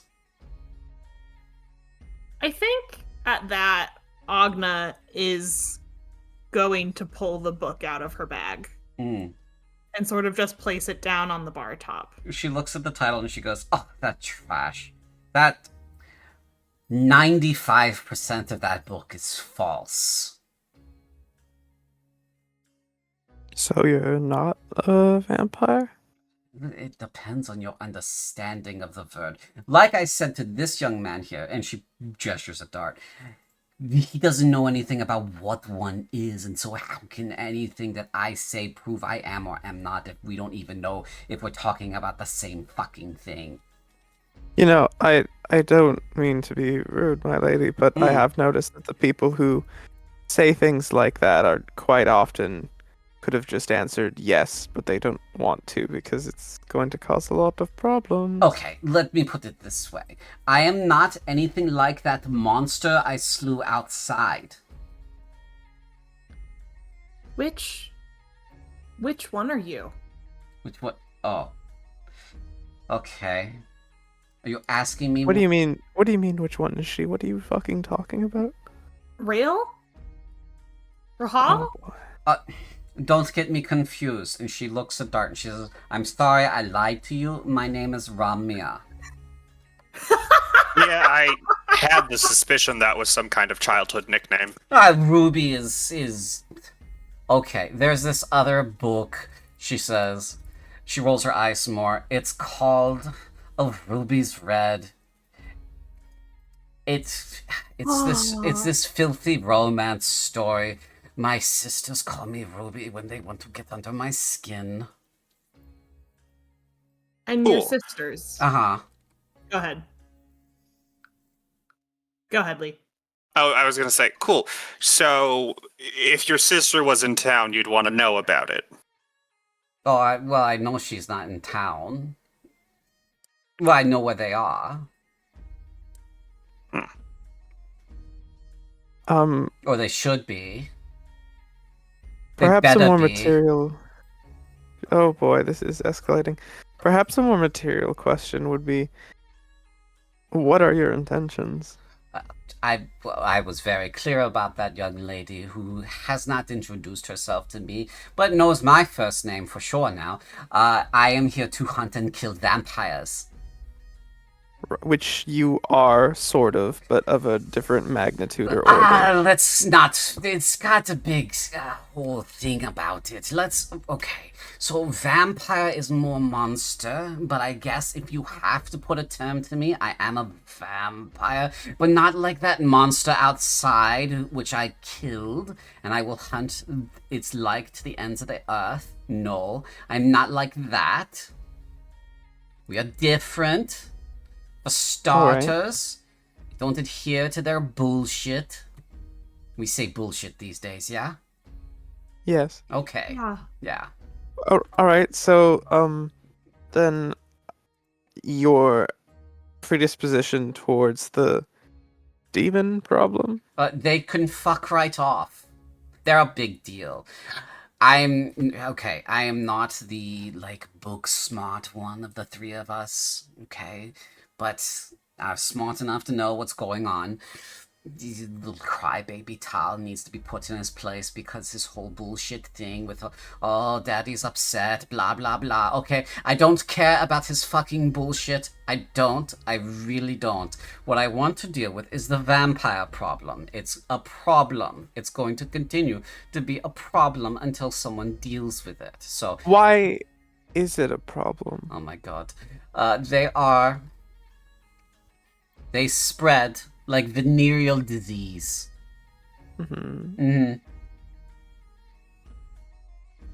toxic. And they're a solely parasitic species with no ability to control their own population growth, so they'll kill the population they feed off of, and then kill themselves? Well, not like that, no. They're a little bit more sinister than that. Dart of 1,000 names. They'll, how to put it, they'll eventually rally around a leader, which they've already done, and what they'll do is they will take control of a population and feed off of it until a new generation is born, and then they'll kill all the old people and then feed off the middle-aged people and continue to do it that way. So that's what they do. There's been a couple of times where they've done this out of control, but when they have like an organized structure, which they have right now, it becomes a lot more sinister. They drink. Go ahead. No, wait a minute. So, but you, as this different magnitude of being, this bothers you because you need a population to feed off of, and they're directly tainting that population, or? No, that's cute. I don't need to feed off anyone. It's not a thing for me, or my sisters, or... Did you create them? What? Them? The lesser ones, yeah. Okay, no, not... Okay. This is... You did? No, not these ones. That first time was an accident. We didn't know... The subspecies in general, I see. Don't put his name in your mouth. That is... He is a good man. Okay, and he still is. Ujal Tinhurst is a good man, and he always has been. We tried to make more. It was a long time ago, but we tried to make more, like we were supposed to, because we were gonna, put an end to the bullshit before it started. But it didn't go the way it was supposed to because it's hard to explain. But the ones that came after Ujal were tainted, were feral and evil. It didn't work the way it was supposed to. And that got out of control. And there was a lot of killing that had to happen. And it was exhausting. So many people died. So no, we put an end to that. It took a long time, but we did it. And now, because humans just can't get their dick out of the fire. They continue to beseech Ka for powers and undeath, and so they can avoid their horrible afterlife. And then, promises of like, oh, vampirehood, it's the best thing ever because you look pretty forever and you can fuck all you want and drink blood and blah blah blah blah blah. Right? So yes, they continue to spring up now and again because people are shit. But it's not my fault or my sister's fault or Ujal's fault this time. But sometimes it is. Only the first time it was. Don't make me come over there and pat you on the head. Can I? Oh boy, threats already. Can I roll an Arcana check, or would history be better, or religion? Because this is all fascinating, and this is the most forward a vampire I think will ever be with us, and I want to see if I can connect some dots here. Sure, go ahead. Which one would you like me to roll? Whichever one you prefer. You know what? Let's this is some arcane magic. This is definitely something that yeah, we're gonna fucking hell, Huey. Okay. All right. Average. So yeah, just solidly average. So what are you trying to specifically find out with an Arcana check? It's just like she's talking almost like the OG vampires are almost like they're kind of like the stronger order of demons in a way, in that they speak about Tal and all of this stuff and like very almost like they were in the room where it happened, right? Kind of deal. Mm-hmm. And I'm just kind of right. I'm just seeing where on the like the big cosmological board they go, I guess. Sure, yeah. So I would say with your 11, you're probably putting together what you've just said, which is if you had to align the cosmological order, demons are a thing for like Nehemoth, right? And pretty much every other god except for a few, they have their own thing, or it's called its own thing, right? Like Fiam might have the Fae, right? But Ka doesn't have any demons, it just has undead. So she might be equal to a greater demon of Ka, if there was such a thing, Right, so Ka is not really like a demon type deal. No, because Ka is undead. Yeah, interesting. Okay. May I? Yeah, go ahead. Yeah, go for it. Go for it. That was all Theophane really had. She's scary. Excuse me, Ruby. My name is Nin. Nin. Most nice to meet your acquaintance. You can call me Ramia. I have Ramia. My apologies. No, it's fine. You said that you're sort of divine. Uh-huh. How can you be sort of divine?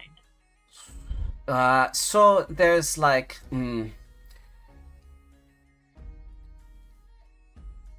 so divinity is something that is poorly understood, right? There's degrees to it. When you are of like, it's kind of akin to your mortality, right?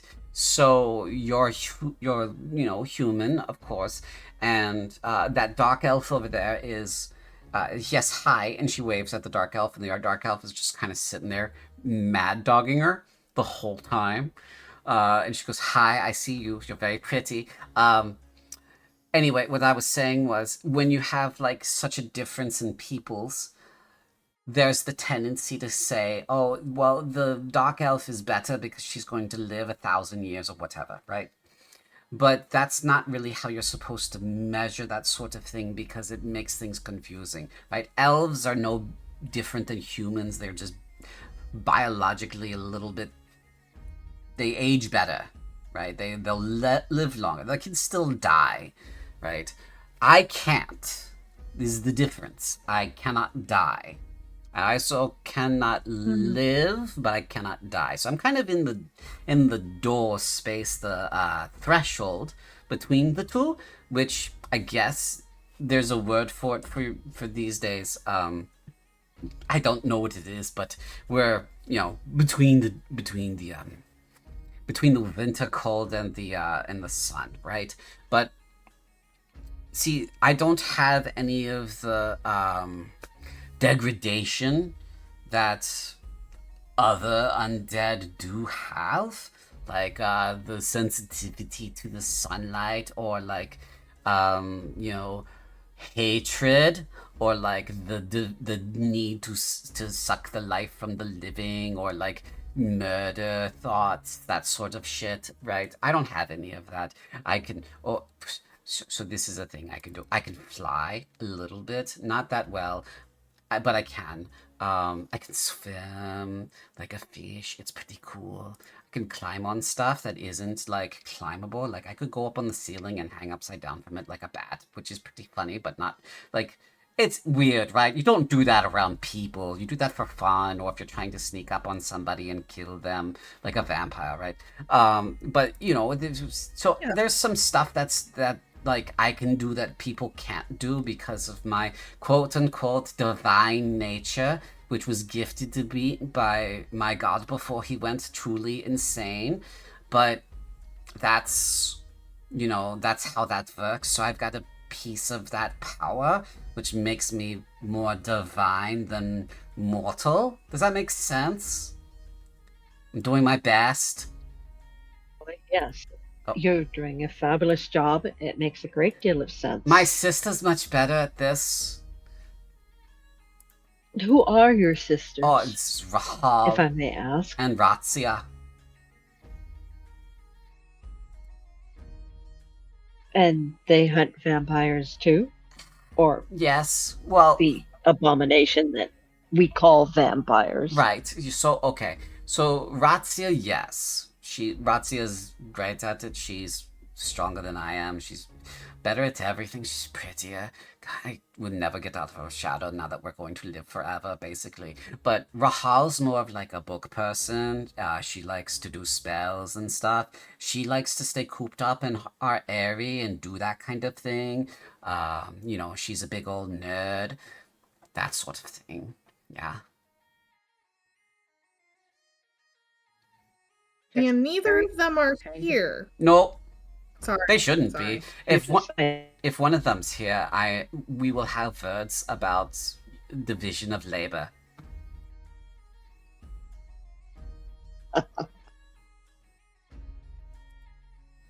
May I ask an exceptionally rude question and ask how old you are? Well, you don't have to answer, of course. Well, so the lady in me says you shouldn't ask a lady that question, but it really doesn't matter, right? Putting a number on it, it doesn't make any sense. So I've been around a lot. I've been around for a very long time. Long enough that, like... went mad. Yeah, so, long enough that, like, that... Several thousand years? Stop putting a number on it. It makes me feel old. Sorry. It's okay. You're a child. It's fine. You'll learn. You said something about before... The bargain. Go ahead. Yeah. What? Sorry, what? Do you remember the first dart? Oh, okay. Not really. So that's not not something that I remember. It's definitely not something my sister... We haven't seen that part. We saw some other stuff, though.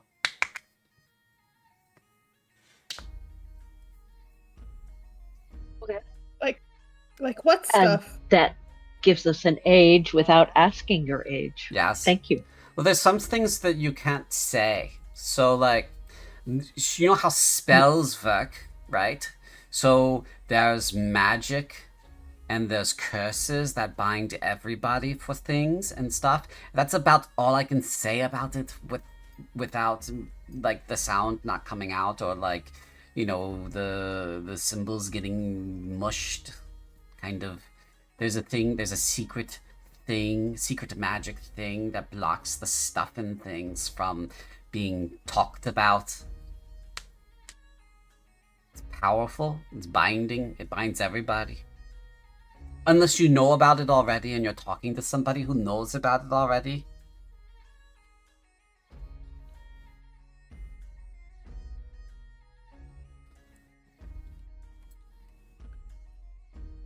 Yes, that makes a deal of sense. Thank you. Agna, I think you were going to ask something? Yes, so sorry. When you say stop the whole thing before it started, what do you mean by that? Oh, so it's like it was an ambitious plan, but it didn't work. So what was the ambitious plan? Okay, again? so in your little book there, you see the first bit where it's all like religion stuff, right? That kind of thing. Yeah. The poem, yeah. So we wrote that, but that's not what we wrote. There's another Anyway, the original scrolls are somewhere. But anyway, the plan was we build this divine army and we basically push Naheemeth's shit in before he got his plan underway. The problem being Ka went insane before we could get going, and then we couldn't build our army. So it went what's the phrase? Tits up before we could get it off the ground. It was under Ka's orders that you were trying to stop this? He did not like being murdered. Understandable. Yeah. Now he's unreasonably okay with it, which we'll talk about later. I mean, me and him will talk about that later, when it's more talk-aboutable. But, not right now. Go ahead. I'm just an idiot, but what would an army do to prevent his death that already happened? Well, it's not the thing we're trying to prevent from happening. We're trying to prevent the general invasion. There's an invasion happening, yeah? So that is bad, because Omni's side is bad, right? So preventing that with an invincible, unkillable army would have been good, but it didn't work out the way Ka hoped. Because the vampires you tried to make were flawed. Right. Okay, that makes enough sense to me. Yeah, so we kind of fucked that one up. Oopsie.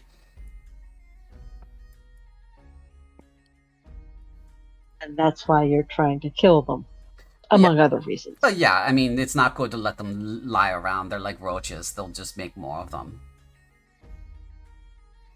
So No, I totally agree, but there is a level of penance.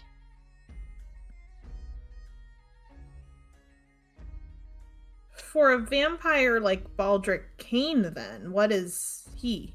She tenses up at the name. Baldric Kane is a monster. He needs to be put into the ground, beheaded, burned, preferably several times over for me to feel better about it. He's must be destroyed. How did he come to be? This was what I was talking about with humans not being able to get their dick out of the fire, right? Where, okay, he doesn't want to die because he's a selfish little boy and he doesn't want to die, right? And he doesn't want to deal with the same thing everybody else has to deal with. What makes him better than somebody else that has to deal with it? Like this peasant woman over here, she has to deal with it. She's going to die one day and she's going to go to the spectral plane and get her, sorry honey, she's going to get herself ripped apart by the shades and blah, blah, blah, blah, blah, blah, blah. Everybody knows that, right? So what makes him so special so that he doesn't have to deal with that? Nothing. He's just a selfish prick. And so he uses his power, martial power, money, wealth, whatever means of power he has, to try to get into insane Ka's good graces. Usually involves lots of murder, profane rituals, that sort of bullshit. that sort of stuff. And then he gains enough favor and power, and then Ka blesses him in a similar way that we were blessed, and then he ascends to vampirehood. I see. Yes, so. So he's of a similar magnitude to you rather than one outside. If he and I were to get into a fight right now, it would be fairly even. That's comforting. Probably. I don't know what he's been up to. Probably murder. Lots of murder. Oh. All right.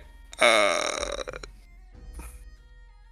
look at Theophane. She looks at Crimson and goes, and probably also like bad rituals and stuff. So, nasty, right? Nasty guy. Don't sing him any songs. Just sing for me. You got it.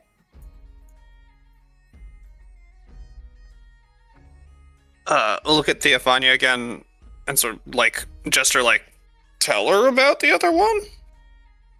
She nods very imperceptibly. Okay. Well, you are correct in that we don't know enough about vampires to know anything, so there's kind of no choice but to trust you. One of our group ran into a black-haired woman we strongly suspect to be a vampire. She seemed not at all feral, but quite in control of herself.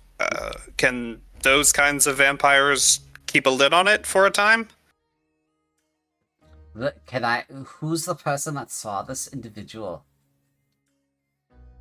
Crimson raises her hand. Oh, you, my sweetie. Okay. Let me ask you this. Did she give off the vibe that she was smarter and better than you? Yeah, I think so, yeah. Okay. Did she wear an No, that's not the right phrase. Did she wear clothing that was attempting to entice you towards lustful thoughts? Was she wearing clothes of... No, she was wearing like armor and stuff. No, not at all. Okay, it's definitely not my sister. So, Rahal has black hair, but she tends to wear, basically nothing because that's how she is an egomaniac. She's just like, look at my body, I'm so sexy. Anyway, so. I think you're sexy. Thank you. And she kind of gives you a big old wink. Oh, Crimson's gonna wink back. And then she goes on. I don't remember. What were we talking about? This random vampire lady that you suspect is a vampire. So She seemed not like a feral beast at all. She seemed put together, full of intent, and capable of holding a conversation while being very imperious. Most of them are like that. So. Vampires, there's the lesser ones, and then there's the ascended or greater ones, but there's one below that's the pharaoh, that's the thrall, right? And so the thralls are the ones that can't hold their shit together, but the ones above them, the middle ones, have it together. They can deceive well enough. They're not very forthright, they're a little cagey. Sometimes they're smart enough to be able to get around the day without getting burned. Do they care about the families they had while they were alive? They might. They will still have a measure of free will. They'll be able to make their own decisions about some things, but however their master made them, they'll usually have imperatives that they cannot break. So let's say this vampire that was given the imperative of don't tell anybody your name, right? Even if she wanted to introduce herself to somebody, she wouldn't be able to tell you her actual name. She'd give you her initials or some other if she wanted to, she'd give you her initials and make a name that way or something like that, right? there's little ways to skirt the imperatives, but you can't as fully escape them if you're under command of a higher vampire. Right. Do you have an idea of what higher vampire could be in the area? Are there like enough that we wouldn't have a specific name, or you'd have a possible identity that you could tell us to watch out for? Well, I'm hunting that bastard Baldric Kane, but I don't think he's here, mainly because the town's fairly quiet and fairly small, so there may be a few other vampires lurking about, but not him. He's more of a big plans kind of guy, big stuff kind of guy, Would he be interested in some kind of ancient subterranean ruins? Who isn't? That's pretty exciting stuff. Right. Well, we tried to go down there and we got our minds ripped apart pretty handily. Ooh, but you said you can't die? True. That sounds spooky, though. I can go insane. Oh, well, maybe we don't want that, actually. Ah. I was just gonna say, to aid your investigation, there's fuck-off scary ruins underneath the temple. No, I appreciate it. I'll take a poke, I suppose. You said you would help us if we helped you. Oh, yes. But if we can't help you chase Baldric here, what can we help you with? Okay. Well, I suppose, the crux of the matter is, let's deal with the immediate problem, right? So, what is your immediate problem? The existence of demons? Okay, yeah, obviously, but I haven't seen many in town, so it doesn't seem like an immediate problem. What's going on? If we want to get in contact with anyone, we need to get into the garrison, which is currently locked in perpetual combat between demons and ghosts. Hypothetically, we could get the ghosts to surrender or retire from their duties if we had all three pieces of regalia of the Duke. What were you going to say? She turns to you, Crimson. Nothing. Okay. Well, I didn't see any ghostly demonic combat when I was heading into town, so maybe that was a temporary thing. You might be able to... You went by the garrison? Well, yeah, that's the only road that goes into town.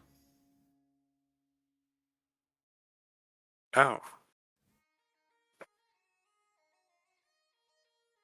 It's worth a check. Are you sure you didn't have something, Crimson? Nope. Okay. Yeah, so you could take a look over there, or, if you're trying to get in contact with the military to come save you, that's something, I guess. I suppose I could help by... Are you, being attacked often? What's going on? There's Latros tracking our every move. Sorry. Yeah. No, go ahead.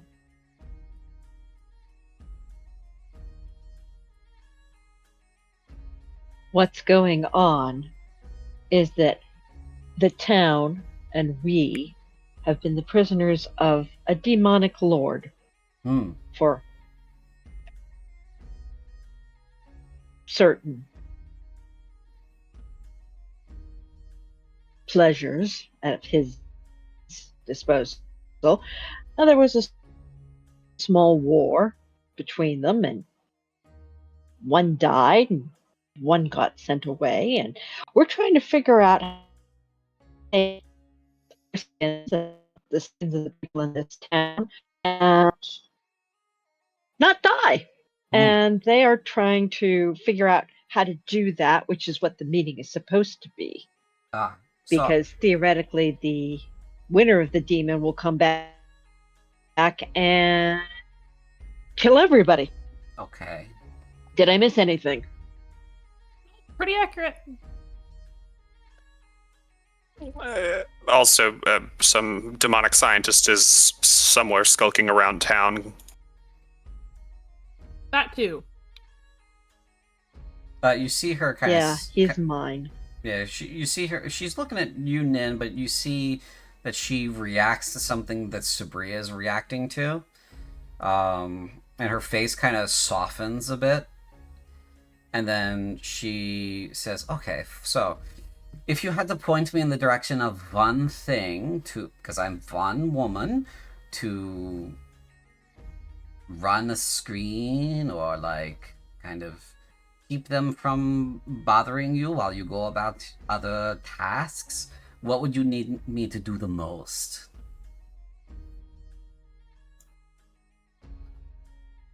Well, I guess I have a question for you real Not quick. sure. Sure. What would you Please, do to Crimson. get people out of here safely? People. Oh, so this isn't the problem I usually have because I'm a little bit like lone wolf, except when I feel like going seeing family. So usually don't have a lot of people hanging around me. Sometimes I, gather some like-minded individuals who've been wronged by vampires, and we go and hunt vampires together. But after a certain number of years, they all die and it's very sad because you usually grow very attached to them. But eventually they all die, and because of either old age or like some vampire gets to them or what accident. Oh, that was really tragic when that one guy. Oh. Anyway, I forgot your question, but if I had to help the people here, really, there's quite a few of you, and yeah, I think I can hear like 2,500 people in town. So, honestly, I think if you're trying to get everybody out alive, which is big ask, really big ask, you need the army to help you, and then I suppose, I don't think there's a way for everybody to... two options I see. You get the army to help you. They come however they do, and then you fight Bug Lady, right? And kill all her bugs, which that's not going to happen. There are lots of them. There's so many, you guys. So many. Okay. It's crazy how many there are. I was fighting bugs for so long. But that's option A. Go fight bugs, real bad idea. Option B is sneak off through the hinterlands to find some place where you can, like, some secret route you can get to, like Morith or Ackelberg, for example. That would be safer. Option C, which I just thought of, is you have a garrison. It's probably got all of the weapons and shit still inside. You could put together a militia and defend the town and stuff. You've got a castle. You could defend that. You could fight back. Corinthians are very good at winning fights that they're not supposed to win. So there's that. Options A, B, C. We exist in a state of perpetual siege until the demon war is over. Yeah, but like you have farmland that's clearly yours, you got woods and stuff you could forage from. Last time I checked, the legions were on this side of the Valkahal border. So unless Tal gets a bug up his ass, about going after Zetegnia, I don't think you're going to be in trouble for very long. You might just ignore us if we can shake Samhai, you mean? Yeah, if you can shake Samhai, maybe she ignores you. Or he ignores you, I guess, is the thing. All of this starts with the garrison, then. Yeah, I suppose. So what do you need me to do? Well, what do we need her to do, guys? I'd love to know if that lack of ghostly demonic combat is a permanent fixture or if it's going to pop up as soon as we arrive. Well, you have eyes, and I walked by it. It didn't attack me. What if option D, we get the stuff from the garrison, make a militia, and then we head out of town? Smart. Find some sort of route out of here. There you go. That's smart. You could do that. Are you any good at finding hidden trails? I kind of just walk brusquely from place to place. I don't really need to, sneak about. Sorry. Okay. What do you think, guys? I'm kind of leaning towards option D. I don't think it's safe to stay here. I don't think it's safe to stay here either, but we need to have the town meeting that someone, and she glares at Dart, was so intent on having.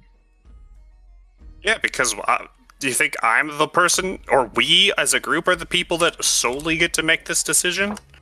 The alderman kind of speaks up and says, "No, but this has been a very compelling conversation that everybody's been listening to. Except Dale. Dale's over here in the corner. He's asleep again. Well, pretty much everybody's all here, so... I guess since everyone's been listening in, I guess it's up to the group now. What does everyone think? Is Spindleshanks back by this point? Spindleshanks is back by this point. Have we thought to tell Spindleshanks that she is in fact a vampire? Have you? That's a you question. I think it's very funny if we haven't.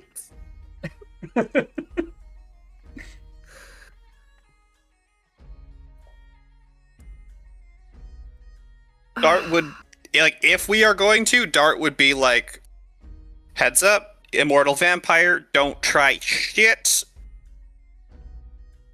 But she's mostly cool.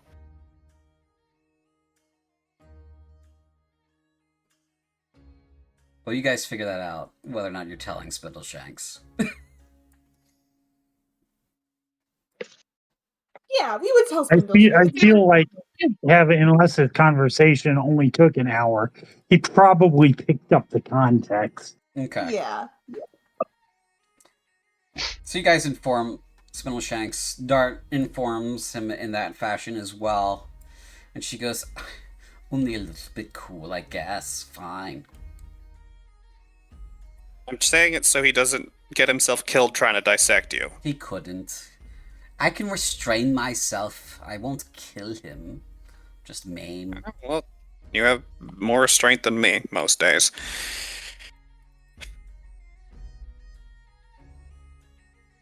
Anyway.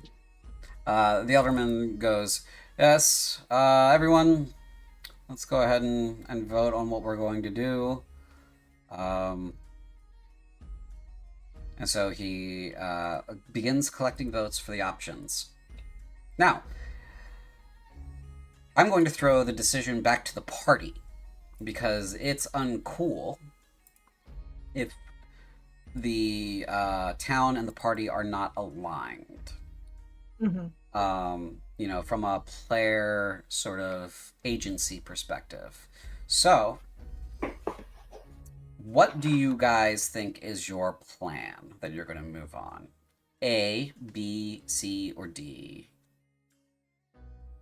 A being... I vote D. Take the fight to Samhai. Right. A being... B being... Flee into the mountains. Yep. C being... Garrison here. D basically just being B again, but gather more supplies and flee into the mountains. With armor and equipment. Or flee toward the battle lines and get on the other side of them. We do have a duchess we need to worry about. Oh, Well, that's the Duchess. all of this. We could still All of tell this- the army what we're doing. Yeah, and I think we're probably going to call the army either way. At the garrison, yeah. And if they can send someone here magically, we can probably send at least one person out, and that would be Sabria. And depending on how many we can send out, as many children as they'll take. Yeah. Yeah. I vote D. D as well. Okay, so that's 2 votes D. Any more votes D. for D? That's 3 votes D. D. 4 votes D. D. 5 votes D. Spindleshanks, do you want to make it unanimous?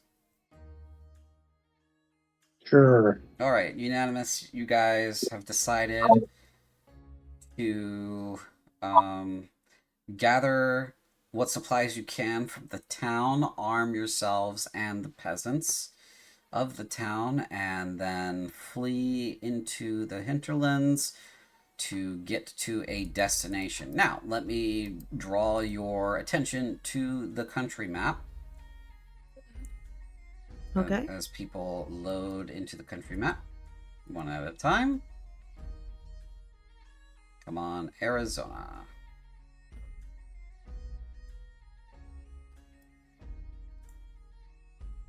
Just give it a moment. I should have preloaded this map for them. That's my bad.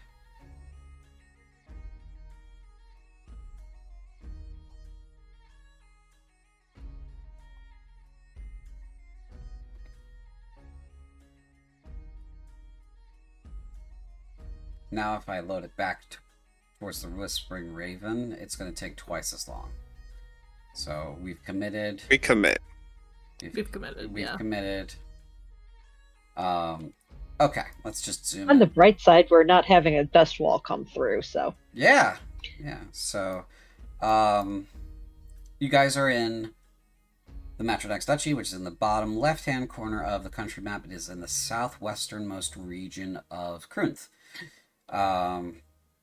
Should you move to anywhere else, you'll need to go either through the road or through the mountains, through the Severina Woods, the Kelbar Woods, or through this mountain range nearby.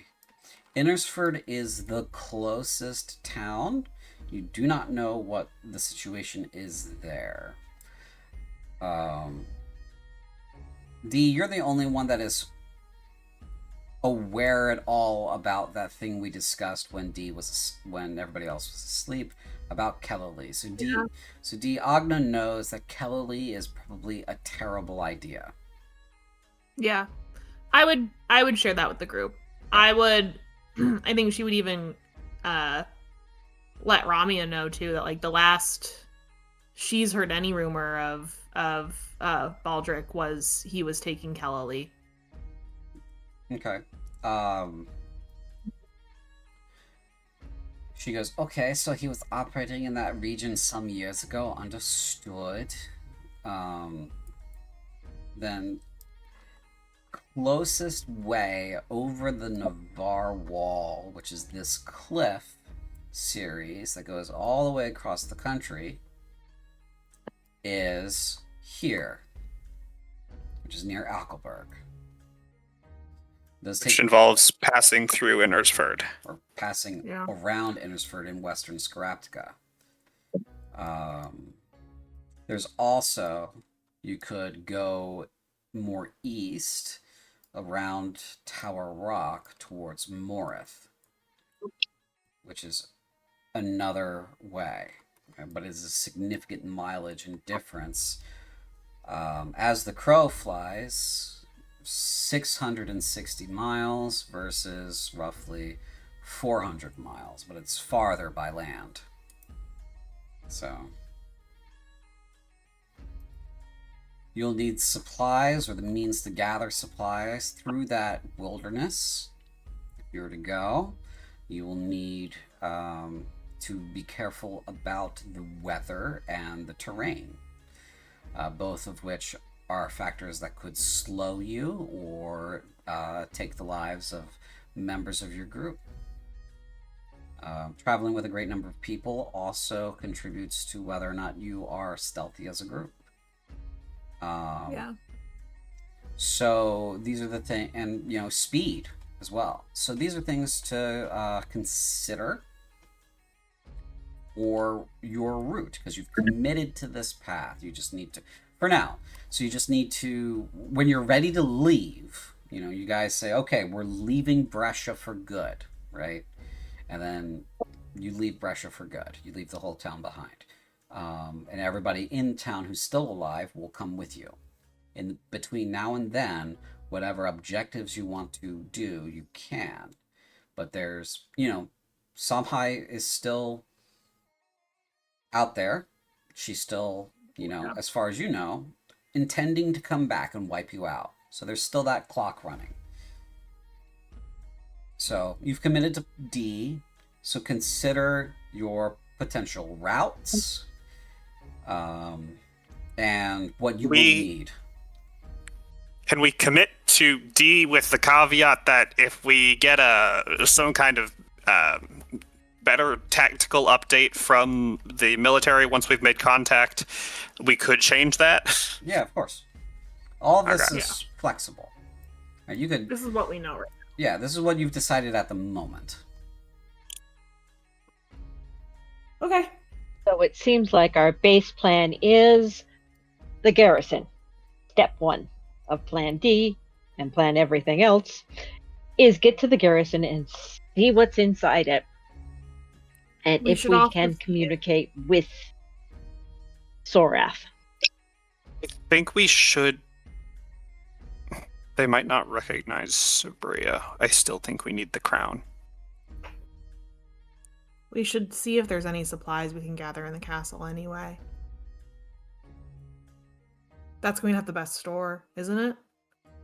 Yeah, for sure. So do I want to do that before or after the garrison? It was infested with demons. After, because then we could armor up and deal with anything that's left in the castle. All right. We'll probably have to take Sabria with us because I don't think Dart knows it that well. Does he? Not as well as Sabria, but I knew it well enough. But would you know where they would hide such things? The garrison is step A. Step 1 of Plan D. All of which is to say that the most immediate thing we need Ramia's help with is securing the garrison. And then if that's as easy as she thinks, it's getting into the castle.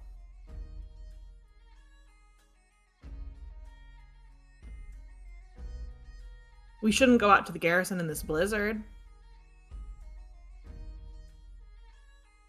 We need to find out from Rami what she wants. Oh, yes. Fair enough. In exchange for my help, I will ask you to help me hunt vampires once you're safe.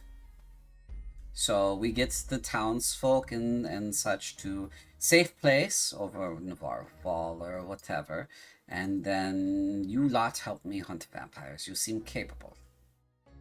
So we get out of this and we become sick-ass vampire hunters? Hell yeah! Yes, that is my proposal.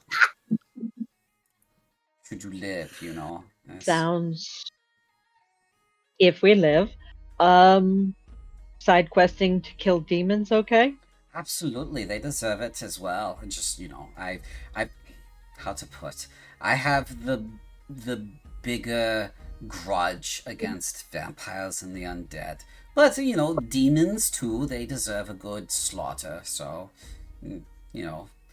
that to say, I am probably best not used for searching a building.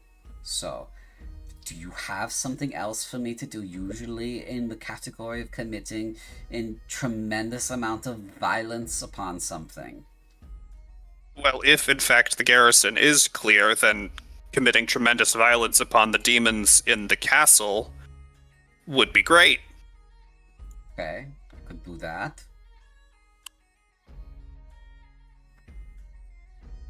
We'll If you go want it to be more and see what directed the and next step specific is. violence, finding the crown within the castle, killing all demons that get in the way. As well, yeah, I mean, simple enough, I suppose.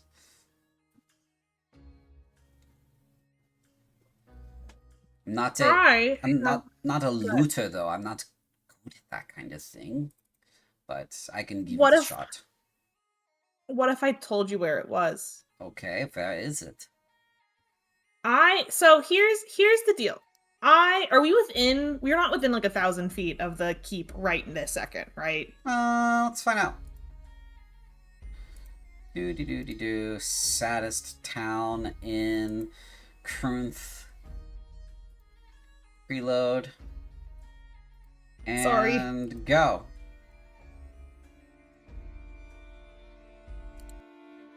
Okay.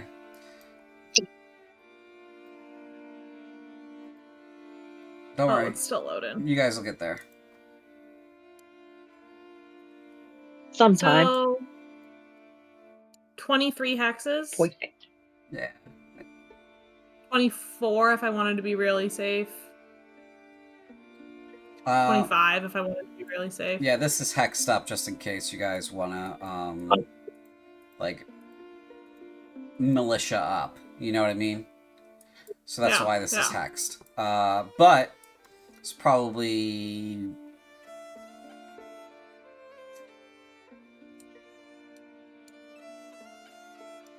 I'd say you're within 1,000 feet.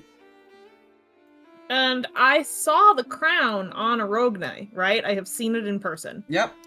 In the little cavern thing. Yeah, in that case, I'm going to cast Locate Object on the crown. Okay.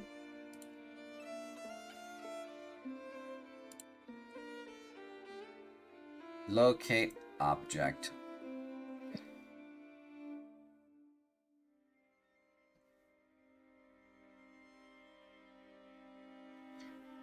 No, as long as you've seen it up close within 30 feet of the spots. Spot and locate here's object.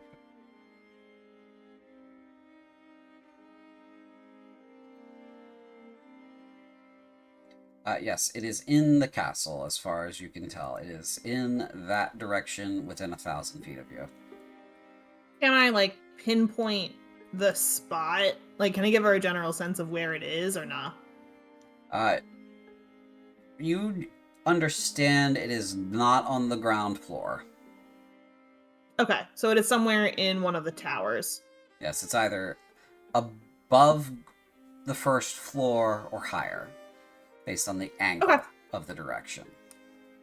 Okay, I will give her at least that much information that I think it is probably somewhere. I would start on the first floor and go up.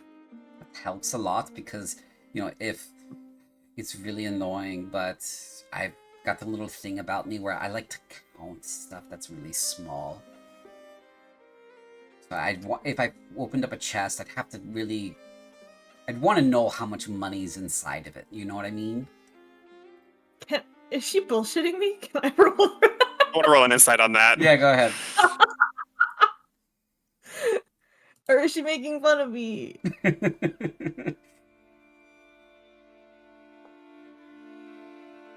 25. She's absolutely teasing you. She goes, Aw, I was going to give you points for going deep into the lore there, CJ. oh no, just she's not like that. So she goes, no, I'm just kidding with you. I'm not compulsed to count things. Oh, well, that makes sense. I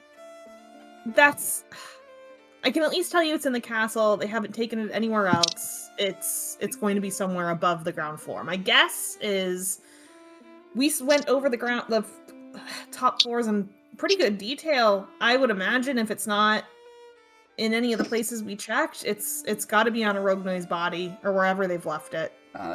He's dead, right? You said that much.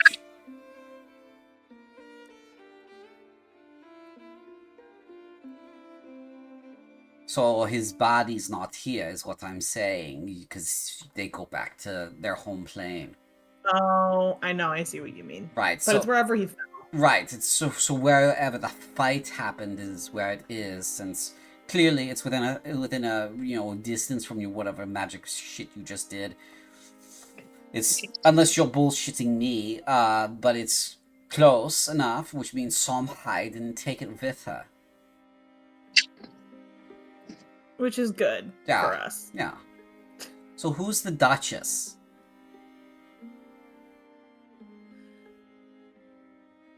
Or are you just gonna crown yourself Duchess? Is what's going on with that? For her own May I protection. introduce you to Her Grace the Duchess, Sabria.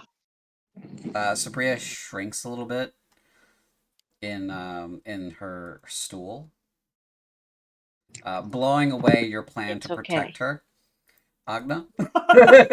Blowing it away completely. She goes, "Oh, she's cute. Yes, absolutely. I will get your pretty crown for you back, princess." And she kind of just like, okay. She's cute. Okay, yes, I'll help. So that's what I will do while you all go and fuck about with the garrison. But it is blizzard outside, so I don't think that's happening today, because you'll die. It's cold. Then I guess we better cuddle up. Yeah, cuddle up, everybody. Big old group cuddle. Maybe we can get Crimson to sing us a song. Something warm and cheery. 2 songs in one day? Give me a treat, why don't you? Honestly, I actually don't know. How many songs do you have ready to go? Are you asking Larinia or are you asking Crimson? I'm asking Crimson. I got a lot. Oh, well. If we actually have a spare moment, need to do some meditating? Okay, I'm not going to stop you.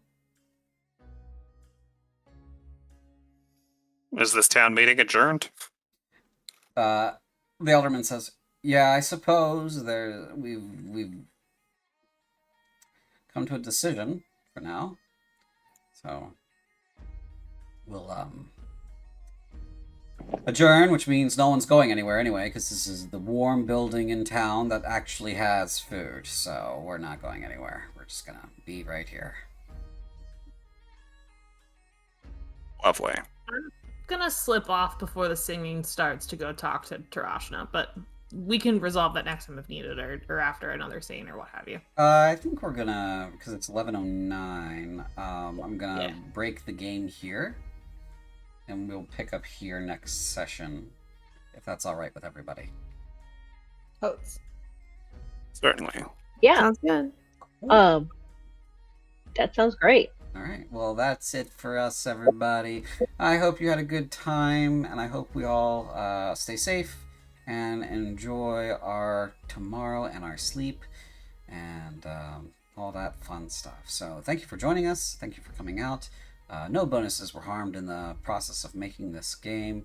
And that's going to be it for us. Bye-bye.